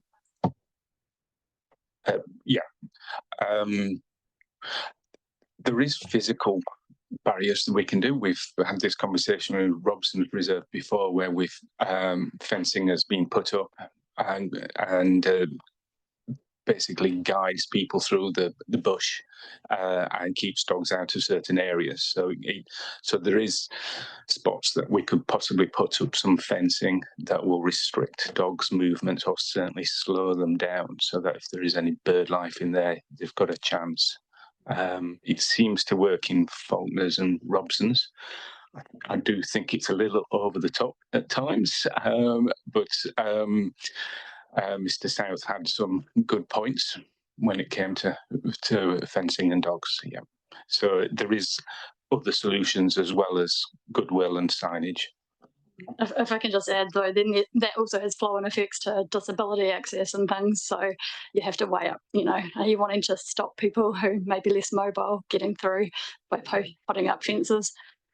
Sorry, are there more questions? Yep. I'm sorry, I just wanted to say, obviously there's a conflict and the conflict between a lowland area that's got ecology that you want to protect, and then all the other uses, and we have this problem all over the place. So I guess you've already alluded that there are particular places that could have within that area that could be more sensitive. Is that correct? Yes, yeah. So let's encourage the dog walkers to throw balls in the open paddocks at the front, and then we can restrict some of the bush areas from dogs, and maybe we'll put some signs up as well, just to ask them to put them on leads and bits and pieces if you are walking your dogs through the bush area, and signs and pictures of birds and other reasons, does prick most people's conscience. Yeah. Thank you. Is there anything else that anybody would like to add on Bajent's Bush? Can I just ask though, oh, sorry, what's happened there? How, I guess it's on attachment 3, policy E, number E, which is about policy 5. We just need to decide exactly what that red wording is going to say. So either you want to leave it to as part of the next review, which kind of is open because you could bring forward a review, consider amending it, blah, blah, blah. You could leave it as is. You could decide you want to also say install fences to prevent dogs getting into the thing, but I think you need to be explicit about if you want that or not, and we should add it in here. And if you want us to add signs about encouraging dogs on leash within the reserve, we should also add that in here as well. So firstly, are you happy with as part of the next review of the bylaw wording as is, or do you want to make it stronger as in priorities given to a review before the 5-year time? Through the chair, I've added an additional clause in the recommendation. Okay. Just to clarify, Madam Chair, so in here it still says lead walking through the vulnerable areas, doesn't it? Yeah, on lead through the remnant part. But in the next bylaw, so the discussion has been around not having that, isn't it? So maybe that's the amendment there for the next review. So you'd want that E amended to say prohibited. Well, that's what came up from our discussion. Well, yeah, several of the submitters were happy for on lead through, like the Bajents were, for instance. So that's another aspect to it. So I went with the main amount of submitters. So I think the Forest and Bird might have, did they want it on lead or prohibited? I can't remember now. So the Bajents. But overall, I think there was more people just wanting it on lead because it is a popular dog walking area, through the forest, and only on the grass off lead where controlled exercise. But there is another possibility that you can just say, controlled exercise on the grass and then prohibited elsewhere. I think that'll be a good conversation with the agents, because my take from what he said was different. I think he just sort of was saying that they prefer not to have dogs in there, but they were just on lead at the very least, is what I took from what he said. So I think he would err towards no dogs as well. So good to talk to him. Yeah, although we kind of need to decide now what we want to put into the plan so that we can actually make the change. Yeah. Councillor McKenzie, you had a comment? Yeah, well, I mean, I guess all it is actually in the plan is a thought to put into the next review of the bylaw. So in that sense, it's just a signal rather than anything definitive. And I don't have a problem with giving a signal that actually in the bushed area to have no dogs. So why don't we signal that? So the dog exercise area, you know, and the grassy bit out the front, all good there. And let's just signal no dogs. It's going to be a future process that's actually going to determine it, but I don't have a problem with signalling that actually in the reserve management plan. Okay, we can then amend E, where it says that like the last sentence would need to be altered, but also before, and instead of saying and leash control area for the remainder of the reserve, it would say no dogs. Prohibited, I think it is. Yeah. So prohibited for the remainder of the area. This would separate, get rid of off lead. Yeah. This would separate dog exercise areas from picnic areas and prohibit dogs from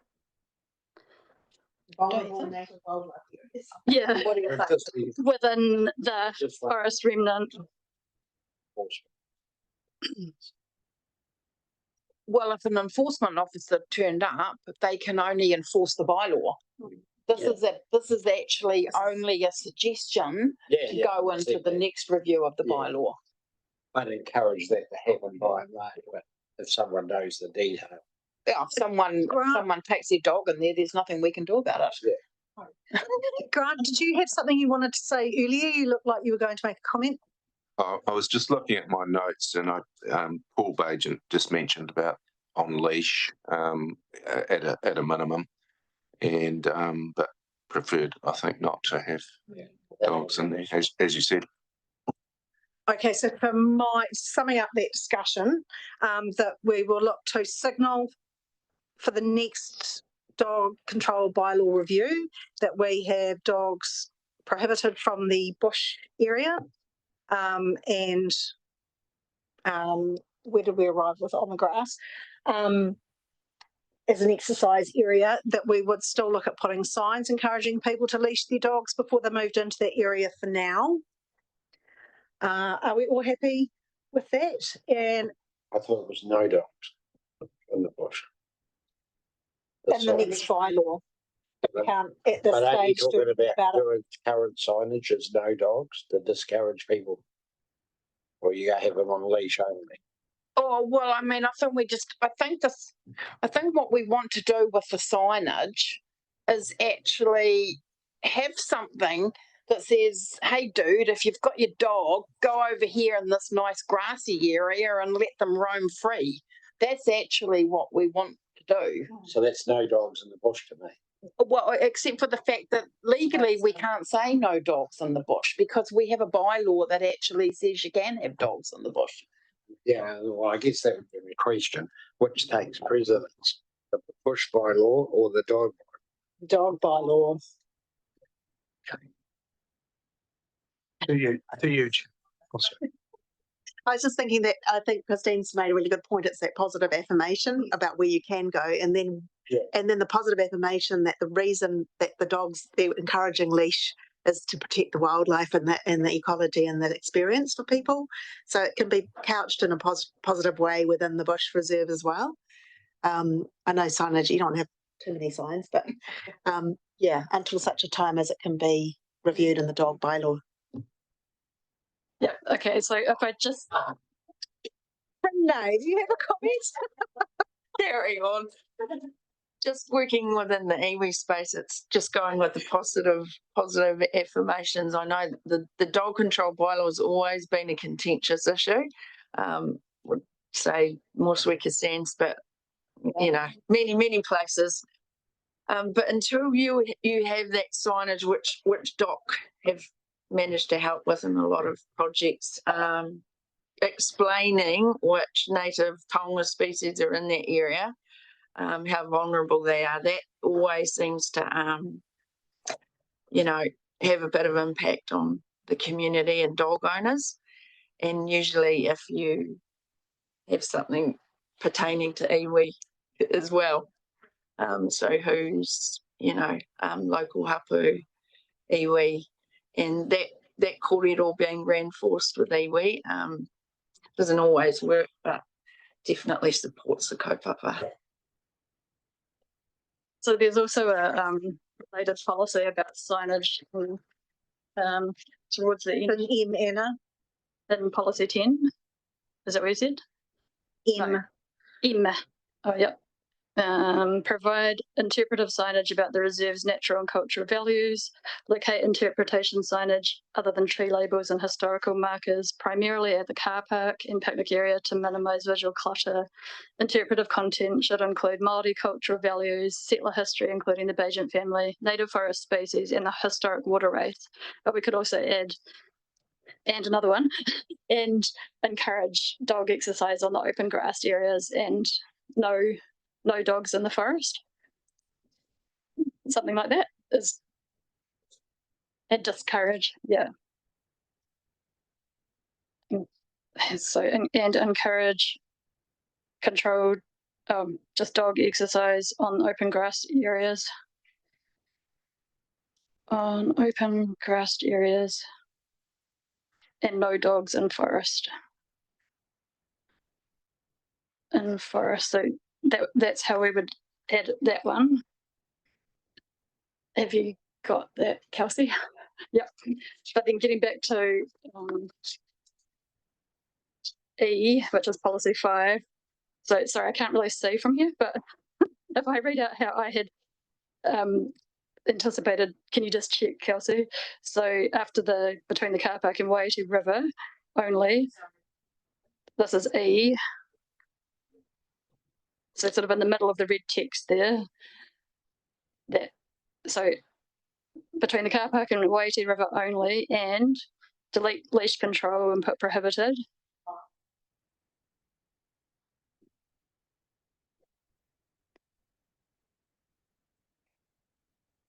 I still can't see it, sorry. So I've got and prohibit dogs for the remainder of the reserve area. And then it said this would separate off-lead dog exercise areas from picnic areas and prohibited dogs within the forest. Yeah, I think we have to say and prohibited area for the remainder of the reserve area, if that's the technical term in the dog bylaw. Yeah.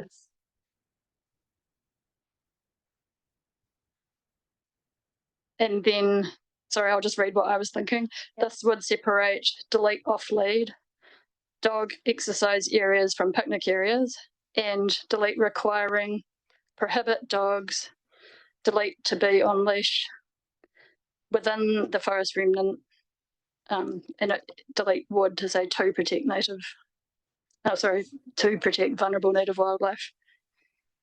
Sorry, can you just read what it should be? Okay. And so after Waiiti River only and prohibited area for the remainder of the reserve area, this would separate dog exercise areas from picnic areas and prohibit dogs within the forest remnant to protect vulnerable native wildlife.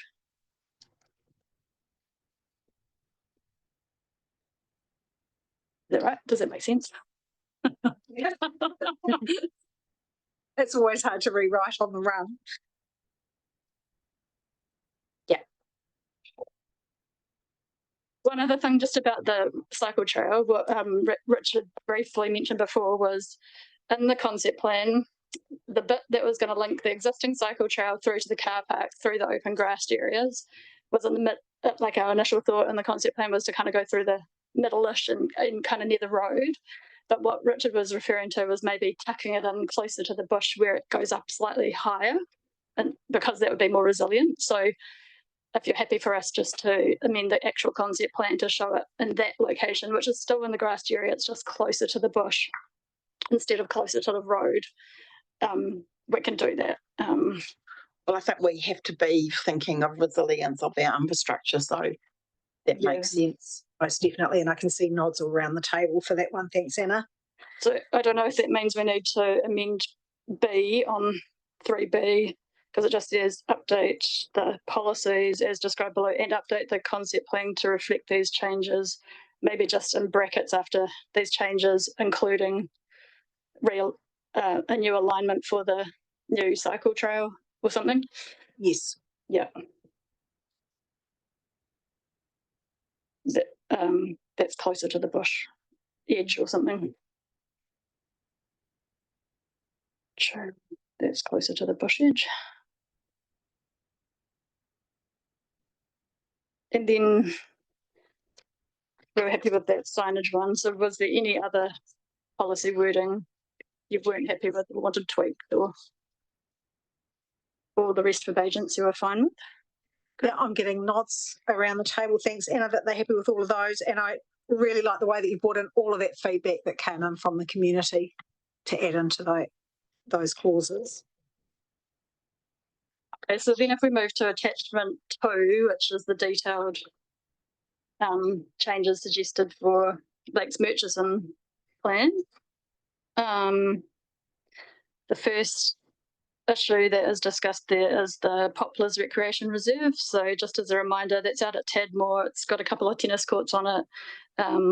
Technically, for about 20 or 30 years or so, since the Domain Board ceased to exist, council has just very nicely taken on management of it without any kind of actual legal need to do so. So we took this opportunity to ask the community, do they still want council to do that, or should we just notify DOC, like, it's back in your court, it's your reserve, you need to manage it. And we did get, I think, was it 24 people who all unanimously supported that we manage it. So I've suggested amending the policies to clarify that. Are you all happy with the wording there, or want further discussion? Have you all found this attachment 2 or whatever it is as well to look at?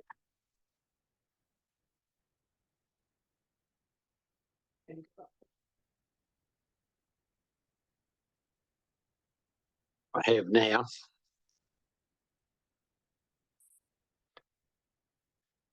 Yeah, so generally most of the submissions were in favour of the action you're proposing. I did go up and have a look at it one day, and was particularly interested in the submission from Heather Coles, who was a keen tennis player and lives adjacent, and I think it somewhat hasn't been used for a while. And I think this process has highlighted that if the community don't use it, they could potentially lose it. So I'd support writing to DOC, see if we can take it over. They'd vested in us. And maybe, because in its heyday, it was quite a popular tennis area, and there are some facilities there that could be renovated, rejuvenated without a huge amount of money being spent on them. So I think it's what you're proposing is fine. But yeah, Heather was a keen tennis player, and she lived right alongside it, and probably saddened her, I'd imagine, because I haven't talked to her for a long time. She's not well. But she used to take some sort of personal responsibility for it, her and her husband, so that they would be definitely emotionally attached to it. So yeah, I'm happy. I just wanted to mention that because it shows you the depth of feeling some people have. Is everybody else in agreement with that point? Okay, yeah, same here. So we're happy to move with that, Anna. And our next one? So the next one's the Tapawera Hub. The first part of that was about the location. The overall support. So I think the resolutions are just about noting the majority support of submitters for option 2, which is near the rugby club building south of Matai Street, which does get inundated. And also majority support for enabling non-profit groups or organisations like the Op Shop to operate from the new hub. And also noting, though, that there was a it is a contested, there's conflicting views in the community, and there is about 28% of submitters who do oppose the proposal altogether, the idea of having the hub. So that there are concerns about the finances involved with setting up the hub, and how the governance of it is managed, and the need for external funding and partnerships and flexibility in location selection. So those are two notes. And then we get on to the amendment suggestions. So in the Reserve Management Plan section on Tapawera Memorial Park, we're recommending that even though the majority was for option 2, the staff advice is to go with option 3 as the council's preferred option, with option 2 as the backup location if needed, if something happened to, through the further work that identified there as a problem with option 3 we don't know about as yet. So the F1 says amend the text in both issues and options, and policy 2 to do this. The option 3 is preferred and option 2 is a backup.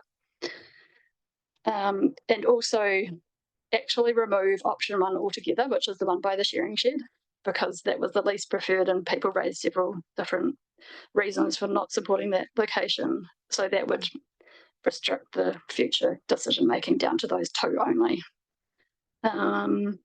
So I'll just leave it at that for just a discussion of F. Are we happy with what we're proposing there with the strike through and the new red text?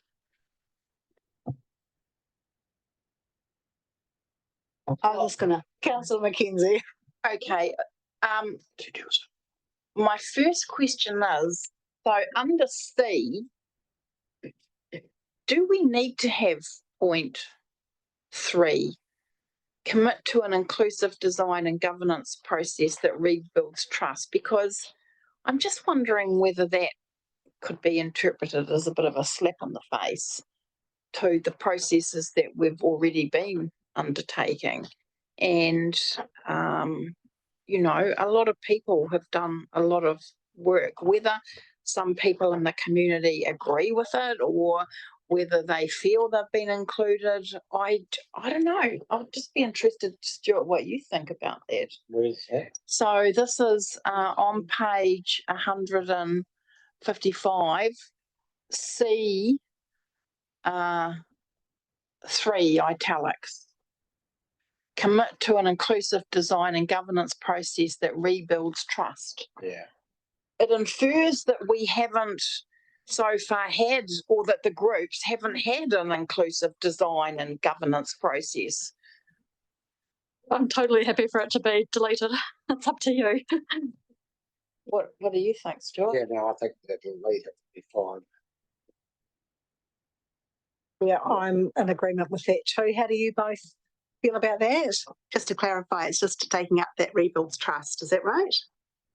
Were you meaning the Or whole, is it the whole lot? The whole 3? The whole sentence? My suggestion is to remove the whole thing, because it implies that there isn't an inclusive design and governance process. But that's just, I don't agree with the view that there hasn't been. So, and I think the same could possibly apply to 2 as well, couldn't it? There was. We need to acknowledge it. It's not actually making any fundamental change, and because there has been over 20% of people against it, and I think it's very important to acknowledge that we have had that feedback. And then my only other comment was, I support option 3 as being the preferred location. I guess, do we need a viable backup location that was underwater? I mean, why would we keep the door open for that? Why don't we just close it down completely? I guess the only consideration I had there was this is just a small part of council, and I imagine have got another report coming about the hub itself, where it will be built and where, but yeah, because this is happening, so like they are kind of overlapping. Like they might even go to the same council meetings. I'm not sure, but I just was trying to leave it open enough that if there was something that came through, it wasn't completely ruled out. But I'm happy also just to make it just one option if that's what the panel want. Yeah. Okay. John, you're going to make look, I think there's a risk of going round and round in circles with this. We need to be definitive as where it's going, then we can move forward. Otherwise, I can just see it spinning again. I was just noting that, through Madam Chair, I was just noting that many people said, "Oh, that's not really viable because it's underwater as well," through the verbals, given the last week. So I think that people will understand the reasoning behind it. So if it's clear that that was taken off because of the, understanding of that. The other thing that was raised today specifically was the lack of visibility of the option 3 site, and do we need to put anything in around that in terms of, or not, or is that a later stage in terms of design and stuff when you do go through that process? I'm open to other people's ideas, but I think the questions we asked in the reserve management plan was about where is the suitable location, is there support for it, and is there a preferred location, and that was kind of leaving it at that level and further things. Yeah, because the actual signs might be out on the main road, which is not part of the reserve management plan. Yeah, And it could be picked up later. Yeah. Okay, Grant. Just, I sort of recall during the workshops on this that there was discussion around the orientation of the building to maximise that profile and just the view shaft through, so people knew something was there. Councillor Bryant. So I have a few questions, if I may, Madam Chair. So firstly, perhaps for John, because the land we're now talking about, option 3, is not reserve land, it's freehold, as I understand it. Do we even need to have any of this thing in the reserves management plan going forward? Because effectively we're saying we're not going to build it on a reserve, we're going to build it on freehold title. Do you want me to answer? That is true. We included it now because technically that's just one parcel that's physically separated by Matai Street, but it's all one big old railway reserve long bit of land that's separated by Matai Street. So yeah, but as you say, it's not really technically part of the Tapawera Memorial Reserve. So if you are of a mind to reduce it right down to only option 3 and exclude the park, then you could. But I think because we've gone through this consultation, it would still be good to be clear about that it's not going to be in the park, it's going to be in the ex-railway land. Yeah, I think that's an important point, that it's now not on reserve land, it's on freehold management. I'm assuming that there would still have to be some more consultation than this, or is this it? This is the... I just wanted to add that, if that's right, Chair. Just particularly for our 2 members at the end, is I guess we use this process as a bit of a vehicle for consulting with the community on Tapawera Hub in as Deputy Mayor Bryant sort of alluded to, one of the options was freehold, so we didn't need to do it, but there was a direction from our council that we do use this as a consultation piece. So that's a little bit of context for you. Please, no more consultation. We need to either move or not move on this project. Right. Yeah, no, I agree with that. That's, I guess if there was to be any further, it would be down around the detail of the design and stuff like that, rather than the location. So effectively today, we're making the decision for the location for the whole community. Yeah. Other than if we were to have any backup plan, in my view, it would be the current centre of the earthquake rating comes back really low for that. What's the word there? Seismic assessment. Yeah. If that come back at really low, that's, you'd have to reconsider that. So right. Okay, Chair.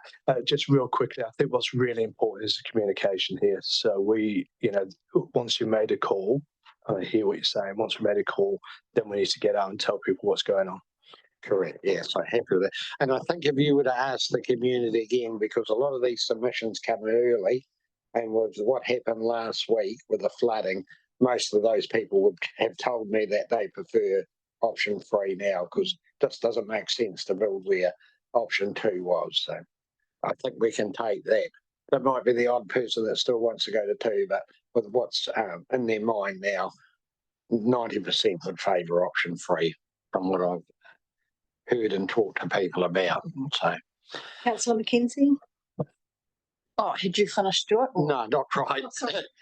And the same does apply around the op shop option, doesn't it? If it's not on a reserve, they can pretty much do what they like on the freehold land. So whether we even need that in there, it's just how much information you want to put out. I think that was. I think technically we don't have to do any of this in the reserve management plan, so we can remove it. But I think for transparency, I mean, it probably doesn't do any harm to have it in there. Yeah, I mean, I guess if you, as a panel, can decide you definitely want to restrict it to option 3, then we can talk about how we can reword this. So, how do you want the plan text amended? So, do you want to just make a decision? Is it just going to be option 3 only and exclude options 1 and 2? Do you have a comment, Councillor McKenzie? Well, I think we definitely could. I think we should do whatever we can to close down option 1 and 2, because actually they're not viable options. And I can't see, I personally can't see full council agreeing to 1 and 2. I think option 3 is our only choice. So whatever we can to get to there, we should do. I guess I'm reluctant to raise this, but in terms of a process question, I mean, technically, I wouldn't have thought, for the purposes of the Nelson Lakes Reserves Management Plan, that we are not a decision-making body to actually lock in option 3 for the hub, because it's not on a piece of land which is even subject to this, and so we don't have any mandated delegation to even be making that decision. So look, but I'll leave that for you to work out how to navigate through that. Yeah, I mean, the hearing panel can only make recommendations to full council. Everything we're doing today is about recommending to full council. But I guess if, as a panel, you think it's not suitable on the park, that is effectively, signalling that that's going to be a no-go area. If you leave it the way we have it now, having it potentially there is still an option. So you need to decide which. Do you want to just restrict it to 3, or do you still want to leave a slight option? Restrict it to 3. I just wanted to say, just to close that loop, Councillor, is that the intent was to use this information to then come to the rest of your colleagues to make that decision. So this would be more of a background piece to say this was a result of the consultation. This is where the committee decided to recommend. So that was the intent of this. So in summary then, we've got a significant percentage of the population are actually in support of the hub. By far the majority of the population who have engaged in this process are in support of the hub. By and large, option 2, I think, might be the preferred option, but what we know is that actually it was underwater, and the best location based on the best council advice is for it to go to option 3. So let's just get it locked in. And well, Carol, did you still want to make a comment, Ursula? I just support what Christine said. Councillor McKenzie, sorry. Yeah, well summed up. So if we can, so we're going to have to change that wording slightly, are we? Have you got a suggestion, Anna? But hang on, so E, amend the wording to be, we need to amend E to delete the bit that says with option 2 on ex-railway land between Maito Crescent and the existing rugby club rooms retained as a backup location if needed.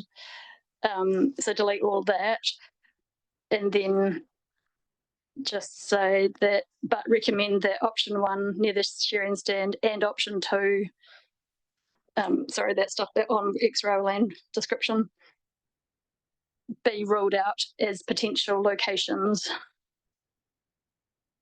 It's on the screen.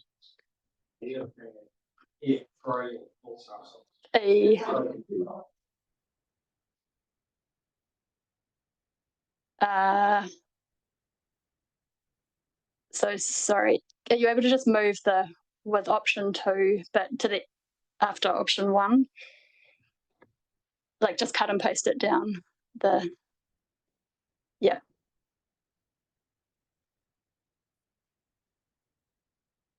So after option 1 and option 2, like paste that, yeah. Be ruled out as potential locations. Yeah, does it make sense now? So then it says option 3, comma, but recommends that option 1 and option 2 be ruled out as potential locations, essentially. Do we need to make any comment regarding about why that has been made, or are we happy with that panel? I was going to say the same thing, just due to the vulnerability of that option of that land. Yeah, then, I think it would be good to say something, even just a short. Yeah, due to the inundation risk at both. Something like that. Just make comments about due to the inundation risk at option 1 and 2. Yeah. And then we'll also need to amend F as well. So option 1, the shearing shed site, that wouldn't really be inundated because it's high.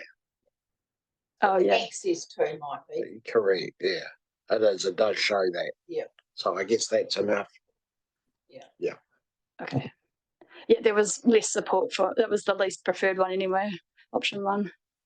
Then for F, we need to change I to be, get rid of both. So list option 3, would we say preferred or? So maybe if we just delete from those brackets all the way through, so it reads option 3, subject to site investigation, community design, input and cost appraisal. Oh, yeah. Oh, sorry, list option 3 as viable. Keep it as viable. And then remove option 1 and option 2.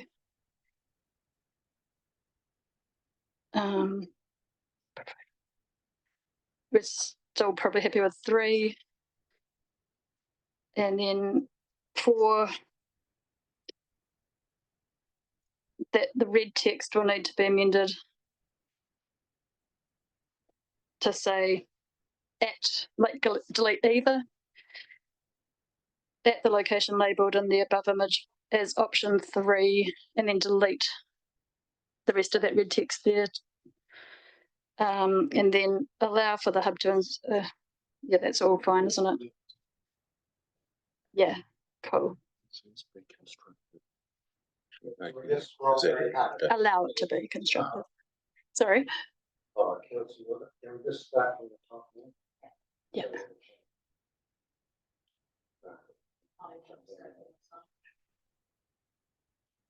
Do you want Kelsey to read it out, what it now says? Or?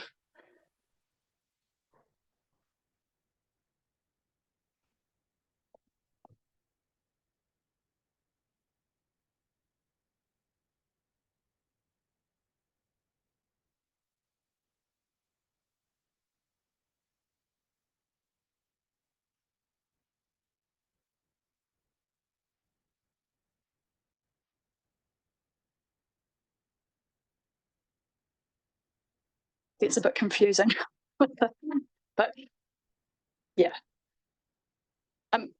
Maybe if we end up having a lunch break, we could just double check the wording for you before you actually put the resolution to make sure we haven't accidentally missed something. But are you happy enough with the intent? And now we move on to the next bit. Okay. So the next one is about Owen River Recreation Reserve. So firstly, just noting, we actually got a huge, like unexpectedly huge amount of feedback on this one because we put it up as a Facebook post and asked for all this. And like honestly, we were blown away with how many people were very passionate about this reserve. So 80% of those people do support the option one, which is to basically continue to manage and promote and sort of slightly upgrade or not, although there's a range of views within that of lots of people liking the low-key kind of low-cost model that it is, and that there's a lack of those kind of facilities for people to use around the country these days. So we're recommending, so in this case I haven't actually shown plan text, but I just wanted to check with you that you are, like, what are your thoughts? Are you wanting to go with option one as per the submitters? There are some, we've just been talking internally about potential ways, you know, if the Owen River Tavern does one day sell within the next 10 years, which is possible, I guess, could we do like a Kiwi camp type arrangement where you have the, or even now, where some of the facilities could be those swipey pay things, you know, pay to use the services rather than just a free for all toilet and you don't know if someone is going to actually pay. There's things we can do in-house to try to improve the operation, maybe make sure we get the fees that are due. And yes, as the current owner indicated, there's been a long-standing management arrangement that would would benefit from formalising a bit better and reviewing. So that's another one of the recommendations there. So sorry, any questions about what I've written there now? So sorry, you finishing? You finished on that one? So yeah, for you, Madam Chair, just a few comments / questions. So I agree.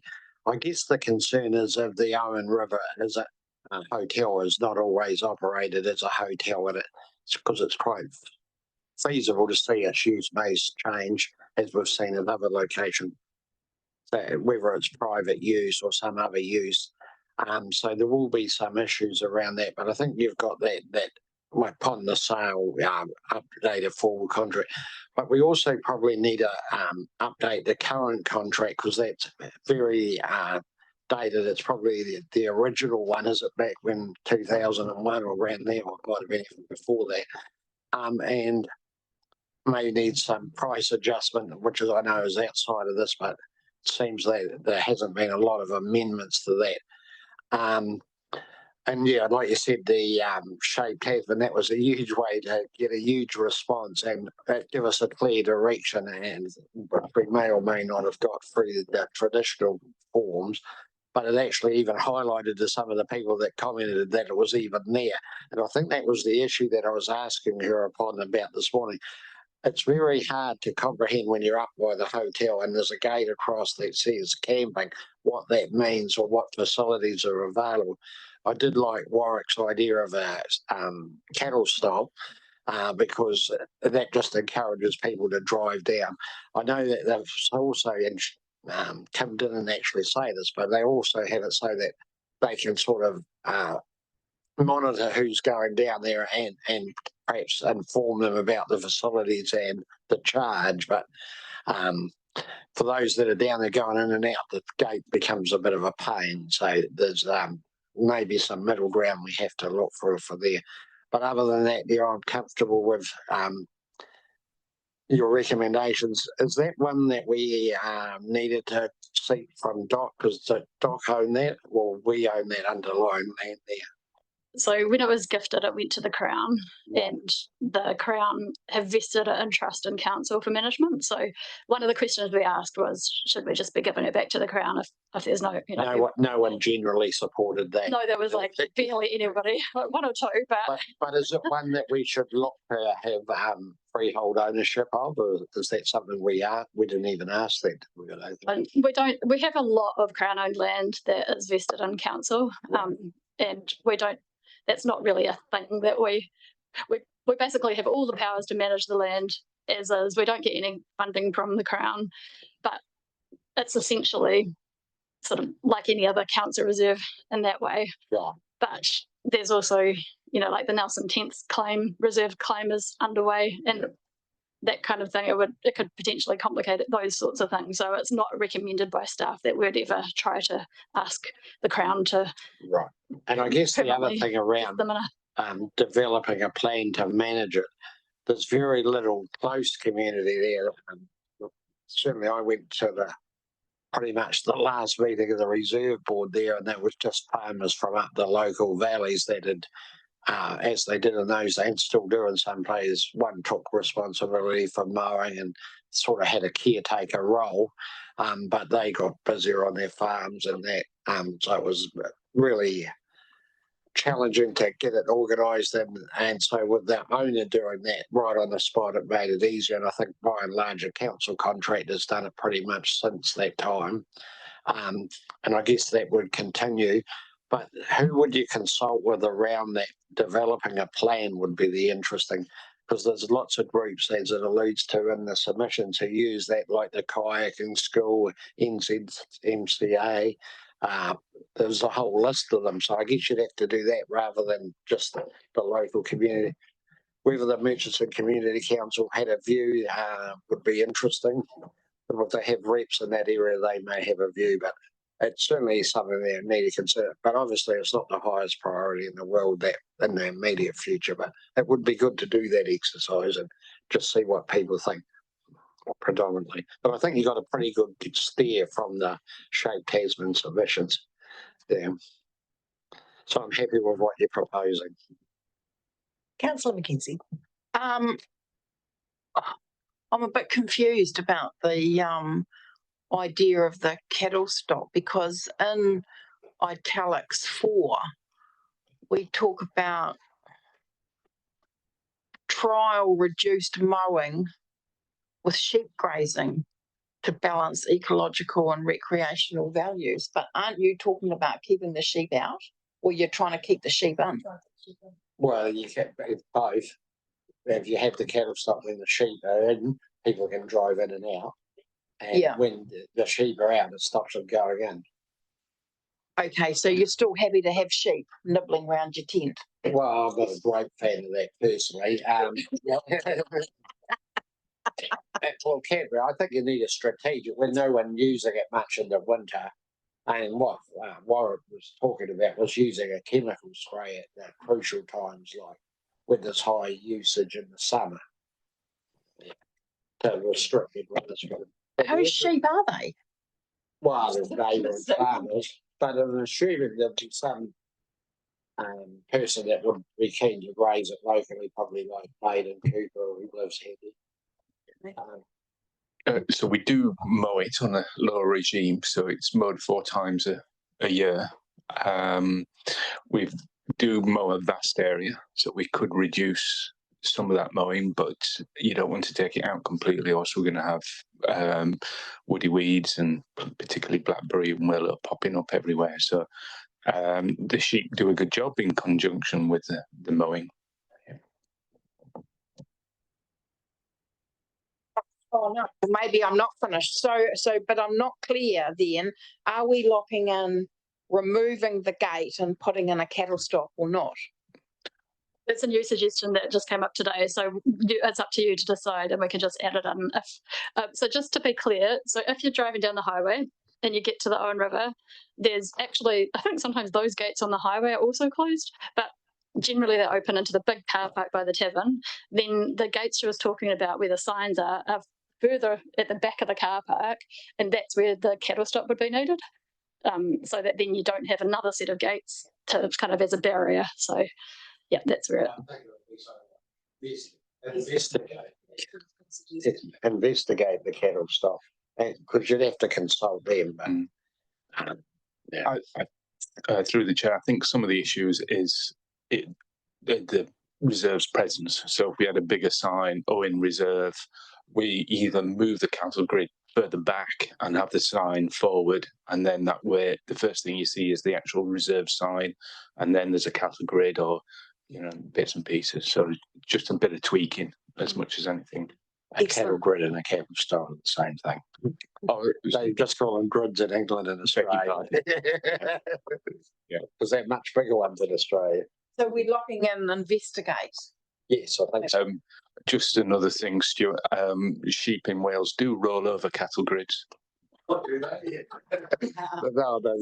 So you were going to have a comment or a Sorry, I'm not going to talk about sheep. I was going to say, given the success of your, was it Facebook post, was it?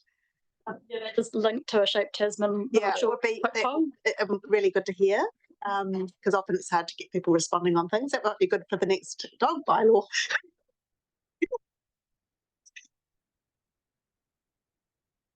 So shall we just look at some changes back on 2, H2. Hang on a moment. Can we just, is there some way we can make that an operational thing that doesn't have to come back anywhere else for confirmation so that staff can investigate it and decide and just get on with it in conjunction with the landowner, the manager? Well, I think it would be, it's like increasing the signage. It'd be good to have that direction clearly there, that's a task we're going to do. So, but if we just go back to H2 about the formalising the management arrangements, did I hear that, like at the moment it says prior to or upon sale of the Owen River Tavern property, negotiate a formal updated contract, and you're actually wanting us to just do that as a priority now, no matter when the Owen River sells. So shall we just change that to like delete the prior to or upon sale of the Owen River Tavern property bit and instead say prioritise negotiation of, or something like that? Is there no formal agreement in place now? It's not very formal. No, just, Okay, John, you have a comment? yeah, there's obviously, sorry, we're the only ones here, aren't we? Yeah, but we are on Zoom. Okay. I just want us to understand the commercial, I presume there's a commercial transaction with that sale. There's money changing. Well, I don't want to go into detail, but in terms of any contract, I think we need to be aware of any impacts that could have on a possible sale. That's what I'd say. So I wonder if it should be around, if a sale, we probably need to negotiate with a new owner that contract. There's no point in presumably having a contract in place with the existing owner if they're about to sell. Well, we don't know when they're going to sell, and we do feel like it really does need redoing. It's not up to standard with our current other contracts. It's been like 25 years since it was made.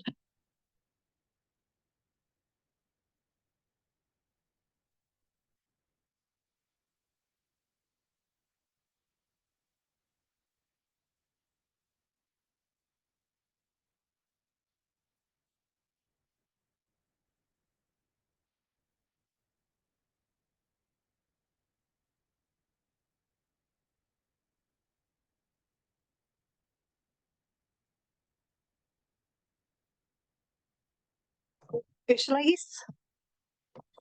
Madam Chair, I just wanted to ask the staff, is it, I know you wanted specific details in terms of the cattle stock type things and the signage, but could it not be something along the lines of just increased visibility and access to the camping area? And then you decide, because if you haven't got the funding to do it, you might choose something else, but you've got that direction to investigate, I just was thinking. I was just talking to Anna about having, future options available to us, in terms of how we want to manage this reserve. But yeah, and not being too specific up there. So we just need to bear that in mind.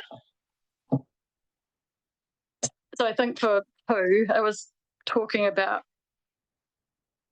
assuming that the new owner would want to be involved with the management, but what Grant's saying is that potentially a new owner might just want to have nothing to do with it. So there's two things. I think we do need to formalise the current arrangement, but then we need to leave things a bit more open when it does sell. So I don't know, are we going to have a lunch break? Like, I wonder if we could try to come up with some wording. I'm wondering if we need to have a lunch break other than to do this, because we are. Otherwise, we could just try to think of the words now. Yep. Through the chair, can it just say prioritise negotiating a formal updated contract with the new owners or engage a dedicated campground manager to ensure to keep it open? With the current owners, though, I would have to say. Yeah. Okay, well, we can give you time to do that detailed wording. Do you want to take a break now or work through what we have left? And then if there's any other changes, you can work on those. Yeah, I mean, maybe if we just try to get through the rest of it, and then if there's just a little bit of quick tidy up while you guys have another quick, you can have a quick break and then come back. That might just help us just to make sure we're 100% with the wording. Yeah. Yeah, if that's okay with everyone.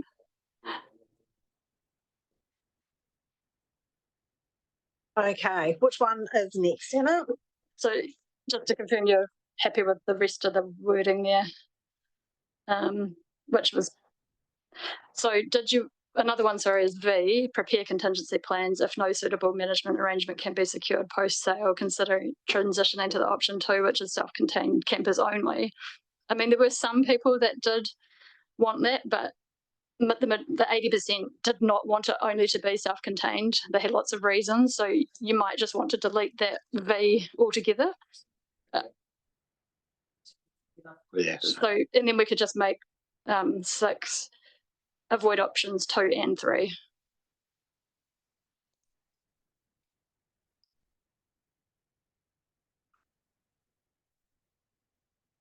Yep. Okay. So the next one, so no more comments on Owen River. Nope. The next one is about the removing vesting interest over, so there's 2 reserves that are Crown-owned reserves that used to have community halls on them. The halls are no longer there, so they're essentially just paddocks in the middle of nowhere that we still, I mean, like because the Crown vested an interest in us for recreation purposes, there essentially is no recreation happening, not going to happen. So we asked the question, do people support or oppose the idea of writing to DOC and or initiate the process, sorry, of making that vesting no longer and that reverting to the Crown? We didn't think that it was really council's place to try to sell that land or anything. It's up to the Crown, it's not our land. And basically more submission, I mean, we didn't get many people submitting on it, but more supported that idea than opposed it. And so we're recommending that for both, we rewrite those sections of the plan to do that, to divest to the Crown. So you're happy with them or Yeah, discussion? I'm seeing nods around the table. You, Renee? Yep, that's great. We'll continue with that. I can just make a quick comment. Councillor Bright, go for it. So certainly the one at Lower Merriwear, that's just in a paddock now, so it's not going to make any difference. And I think the one at Mataki Taki, that's recently been demolished, taken down, and the adjoining landowners will probably just raise that. I'm pretty sure we're getting that in place. And yeah, the low number of people that submitted, I think it's of low interest in what you're proposing is fine. Happy with that. The next one is the 5 Hampden Street property. So even though of the 12 submitters, 8 supported retaining it and 4 supported selling it, as staff we're recommending selling, and that's how the O amendment to policies section reads. So discussion. Councillor McKenzie? Oh, well, I'm happy to dispose. I mean, I think the idea of just holding on to it in the case that somebody might want to lease it, dispose. I agree. Everybody else in agreement with that one? Pretty much, yeah. Yeah, we can hang on to these, but then we wind up what we have in other areas where we've got lots and lots of buildings to try and maintain that aren't actually fit for the purpose. But you want to say? Yeah, certainly the last time when we tried to dispose of it 15 years ago, there was quite an uproar, but it was prior to the new toilets being built. So once they were built, because it was, as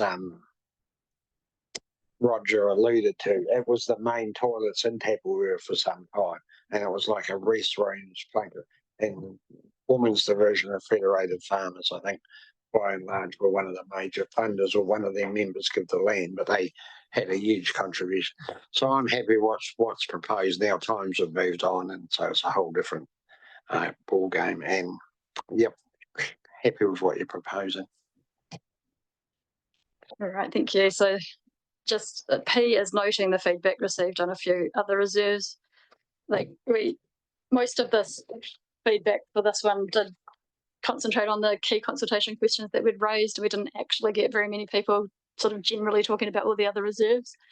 But there was a Roger Frost submission on the Riverview Scenic Reserve, which is Q, and we've looked at his suggestion for the issues and options and the policy 6. I don't think we made any amendments to it, did we? We just accepted it. So we're happy with making the changes that he's suggested and just want to know if you agree with that. And then secondly, during the time that it was open for consultation, our ecologist went in there and had a look, and he just gave me some words about writing about the values of the forest. So I just took the opportunity to update it at the same time. So if you're happy for that to be amended like that as well. Yep.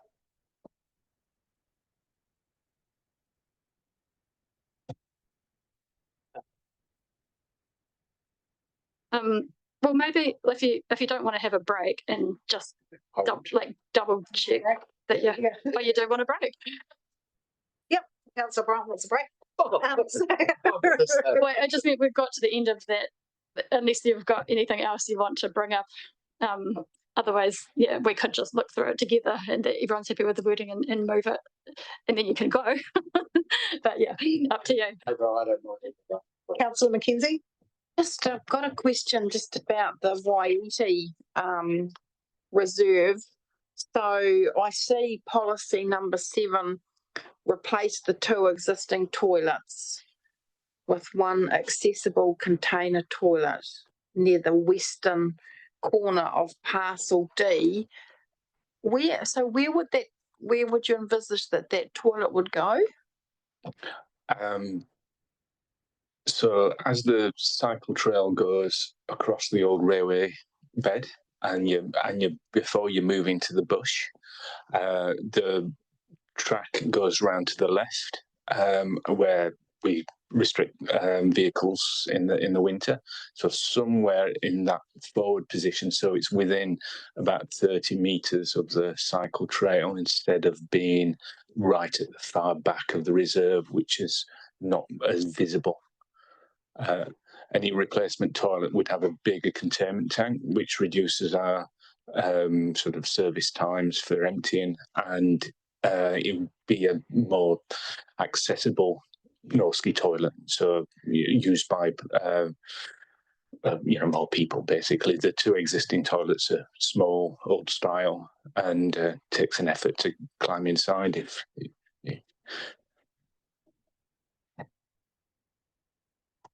Could you just clarify for me, please? Is there money in the budget to do that at this time? Like, have we allowed for that? I believe we have got some money. A new Norski toilet, it probably cost us about 30,000. So I think there was some in the Waimea and Mutri RFCs for toilets. So it was either there or Tasman Rec, and with just similar small toilet that's difficult to use. Yeah.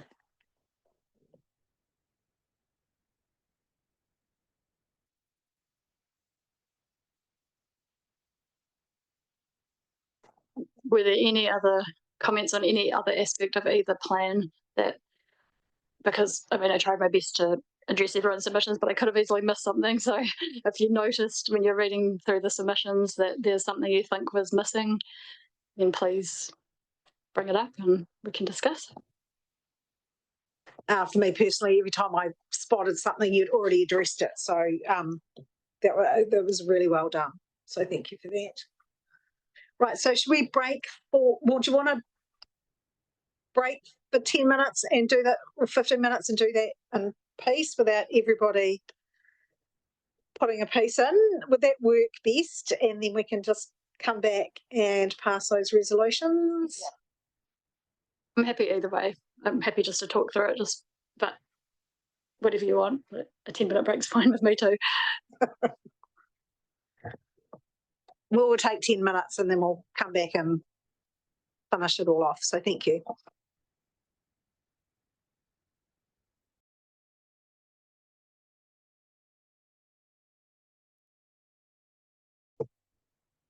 All right.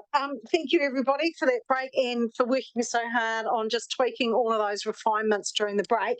Anna, do you want okay to just quickly run through the final wording and we'll get the okay from the panel and then we'll pass those, well, put forward those recommendations. So we're going with attachment 2 first, Kelsey? Yeah. And you've highlighted them yellow, haven't you? Or strike through. So yeah, we deleted that number 3.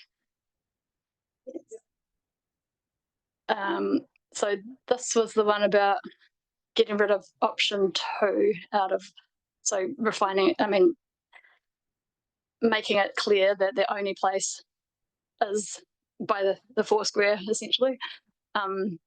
So we've moved option 2 out of that first part of the sentence down to say that recommend that option 1 and option 2 be ruled out as potential locations due to the inundation risk at option 2, and option 3 being the least preferred by submitters we added because it's discussed the inundation isn't quite so much there. Then remove option 1 and option 2 based on the low preference, inundation risks, high costs and the land, at option 1 being subject to the Reserves Act. Makes sense. Did we do something to that one? Either, oh yeah. So get rid of the either. This was also about making it just about option 3, moving the option 2 down the, just deleting the option 2 reference, sorry. So it's just saying it will only be at option 3 and that the hub can include offshore type things now. Yep. So for Owen River, changed the formalising the management arrangements to prioritise negotiating a formal updated contract with the current owners. That's what we changed there. And then just adding to the potential improvements and investigate the option of a cattle stop to replace the existing gate. Is that clear? Yep. Good. And then, oh, sorry, yes, deleting the number V, we already decided that. And then, so this one we did kind of have to amend quite a bit. Avoid options 2 and 3. Given the very low support for both options, do not recommend seeking to change. So option 2 is the transition to self-contained campers only / no services one. And then the next one, option 3, is that or revoke council's vesting interest in returning management of the reserve to DOC and likely loss of camping opportunities. We just sorted out where the 2 options were making sense there. I think that was it, was it? Or yeah. So then it's the attachment 3 for Bajent's Bush. Sorry, can you make that wider? Thank you. So there was only a couple here. One was, and B, it was about just adding, including a new alignment for the new cycle trail that is closer to the bush edge in the concept plan. And there, that one is it. Oh yes, so changing it to delete the leach control, so saying, and prohibited area for the remainder of the reserve area. This would separate dog exercise areas from picnic areas and prohibit dogs within the forest remnant to protect vulnerable native wildlife. All good. Where was the other one? Oh yeah, and then about the signage. So add to the end of the other things we're doing with signage and encourage dogs to exercise within the open grassed area, I think I should say, sorry. Alongside, is that the best way to describe it, Grant? Alongside Pigeon Valley Road and the Waiatu River, like in that corner of the reserve, because the picnic area is in the other open area just above that, north of that. So encourage dogs. It's encourage people. What, sorry? Dogs to be exercised. To be exercised. No. Encourage people to exercise their dogs, isn't it? Grant's just said encourage people to exercise their dogs. That makes more sense. Dogs might ignore you. Yeah. So sorry, at the start of the yellow, it should say and encourage people to exercise dogs within the open grassed area alongside Pigeon Valley Road and Waiiti River. That's clear? Yeah, and discourage dogs elsewhere in the reserve. Is it? Yeah. And that was it, I think. So then on the main resolutions, which she'll bring up next, she's just added this bit in yellow under each of the two. So subject to the agreed amendments made at the meeting within attachment 2 and attachment 3. And otherwise they're all the same. So they're ready for moving. So we have Councillor Bryant happy to move. Do we have a seconder? Oh, you have a question? Do you have a little catch-all phrase there just in case there's any further edit that we've missed, or is that not necessary? I think at the bottom of the attachments 2 and 3 it said make other minor editorial changes. Okay, so we've got Councillor Bryant moving, Councillor Mackenzie seconding. All those in favour, say aye. Aye. So that's carried. So thank you very much, everybody. That was a mammoth piece of work put together by staff. So thank you to you, Anna, and your team involved in that, and Grant and your team, and the phenomenal work that they do within those reserves. I mean, the community's showing how much they value them and how passionate they are about them, nearly as much as Councillor Bryant. And, you know, what how important they are to the community and how valued that they are. And you've done a really good job of putting together all the feedback from the community and adding it seamlessly to this final document. Is there any comments anyone else would like to make? Renee? Oh, kia ora. Yeah, I'd just like to commend the team, the reserves team, like mammoth task. I know when you went out to all the Potile for consultation, that was some time ago, and to go through the public consultation, sit on this side of the table. I'm usually sitting on that side, so this is probably my first time on this side. So to see the process and the amount of work that you guys and all of TDC put into this, yeah, it's good to see, and you guys are great.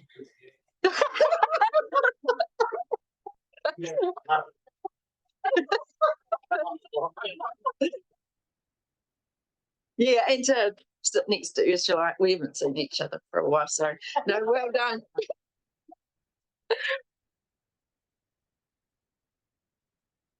Thank you for your wonderful chairing and the team on today, and all the feedback. And I already said how appreciative I was. That I think everyone is reading through all the work that you've done and integrating all those comments and the wording changes. So thank you, and yeah, really appreciated being asked to be part of this panel. Kia ora, and seeing you again was a great bonus. Joy, could I just mention next steps? So the next thing I'll be doing is marking up both documents and forwarding them to the panel for to ensure that it's all aligned with what we've decided today, and also drafting because it's essentially the hearing panel report to full council. So I will send you a draft when we've got through our end of it for your review before we put it on the agenda for the full council meeting in August. So there is still a little bit more to do. Thanks. So before we close with cover care, thank you, Kelsey and Katie, for all the work you've done today. And it was a real tricky start to the day, so thank you for getting us through that, because I was a bit worried we weren't going to happen. Yeah, so thank you to them as well, and an amazing job. Thank you so much. And thank you so much to all the panel members. You've obviously worked really hard to make sure you've gone through all of the information, you've considered it really carefully and taken on board what everybody has said as well. So thank you so much for all the work that you have done. And with that, I think we are closed. Thanks, everybody. Oh, and can we, sorry, Renee, thank you. If you do cut a care for us, please.